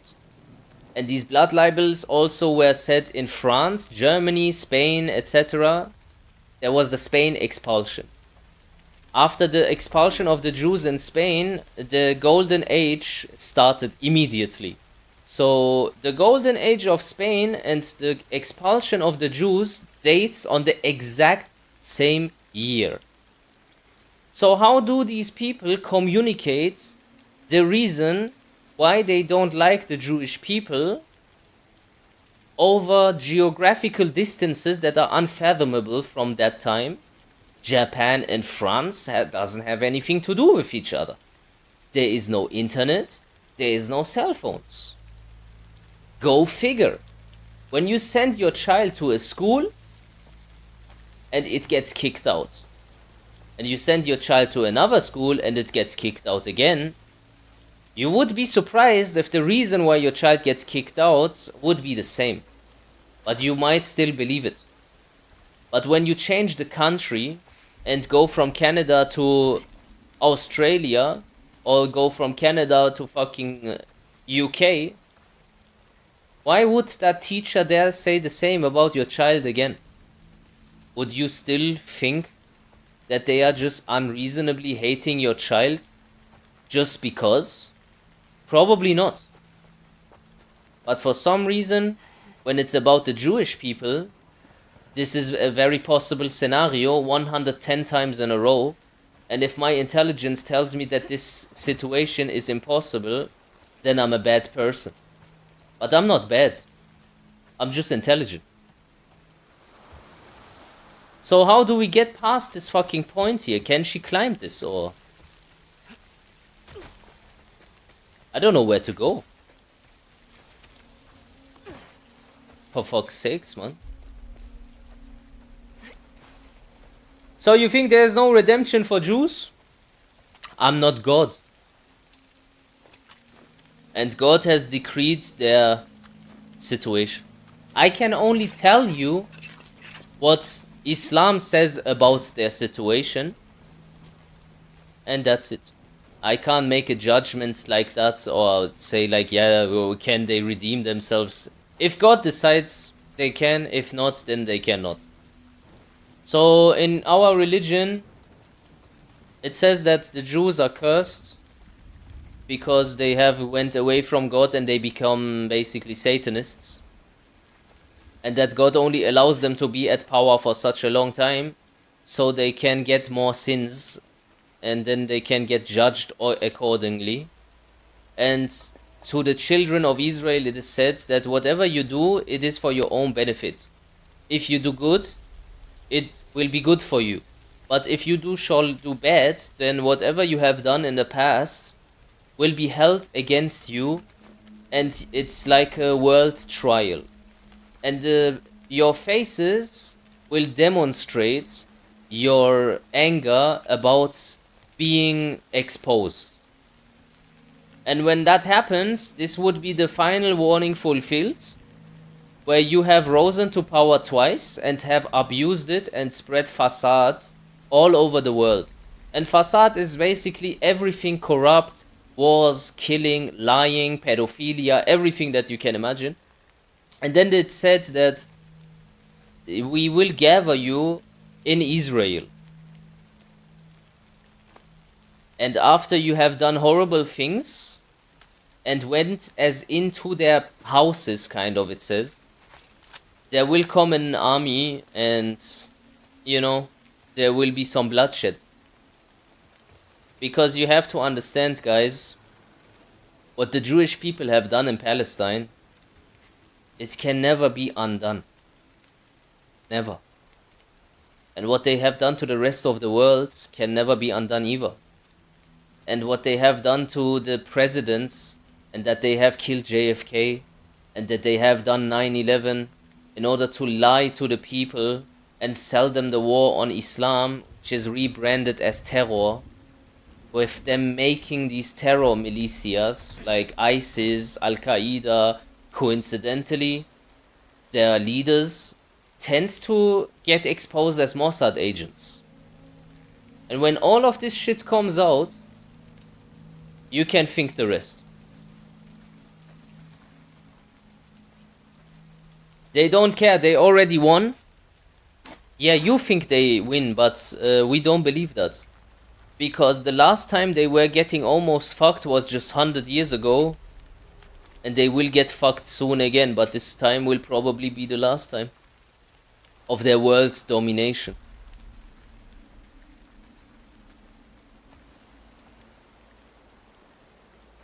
Yeah, it's like a done deal. It's like a done deal.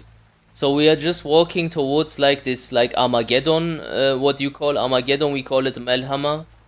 And while we are waiting for it, there is like some sort of like public trial that you are slowly starting to see all around you, where people are becoming more anti-Semitic and starting to spout some conspiracy theories. And the more people talk about it, the more people will look into it, and the more people will realize that, oh shit, this is not a theory, it's true.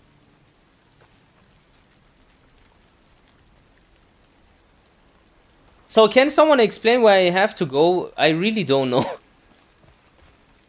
I really don't understand it. I think I'm gonna call it a day. I don't know where I need to go, bro. Fuck it, let's call it. I'm walking about this fucking place for 10-15 minutes now. I can't be asked anymore. It's fine. It's 10 anyway. I need to sleep. I need to go to work. And yeah. So anyways, I'm not a bad person. I just know too much. Good night.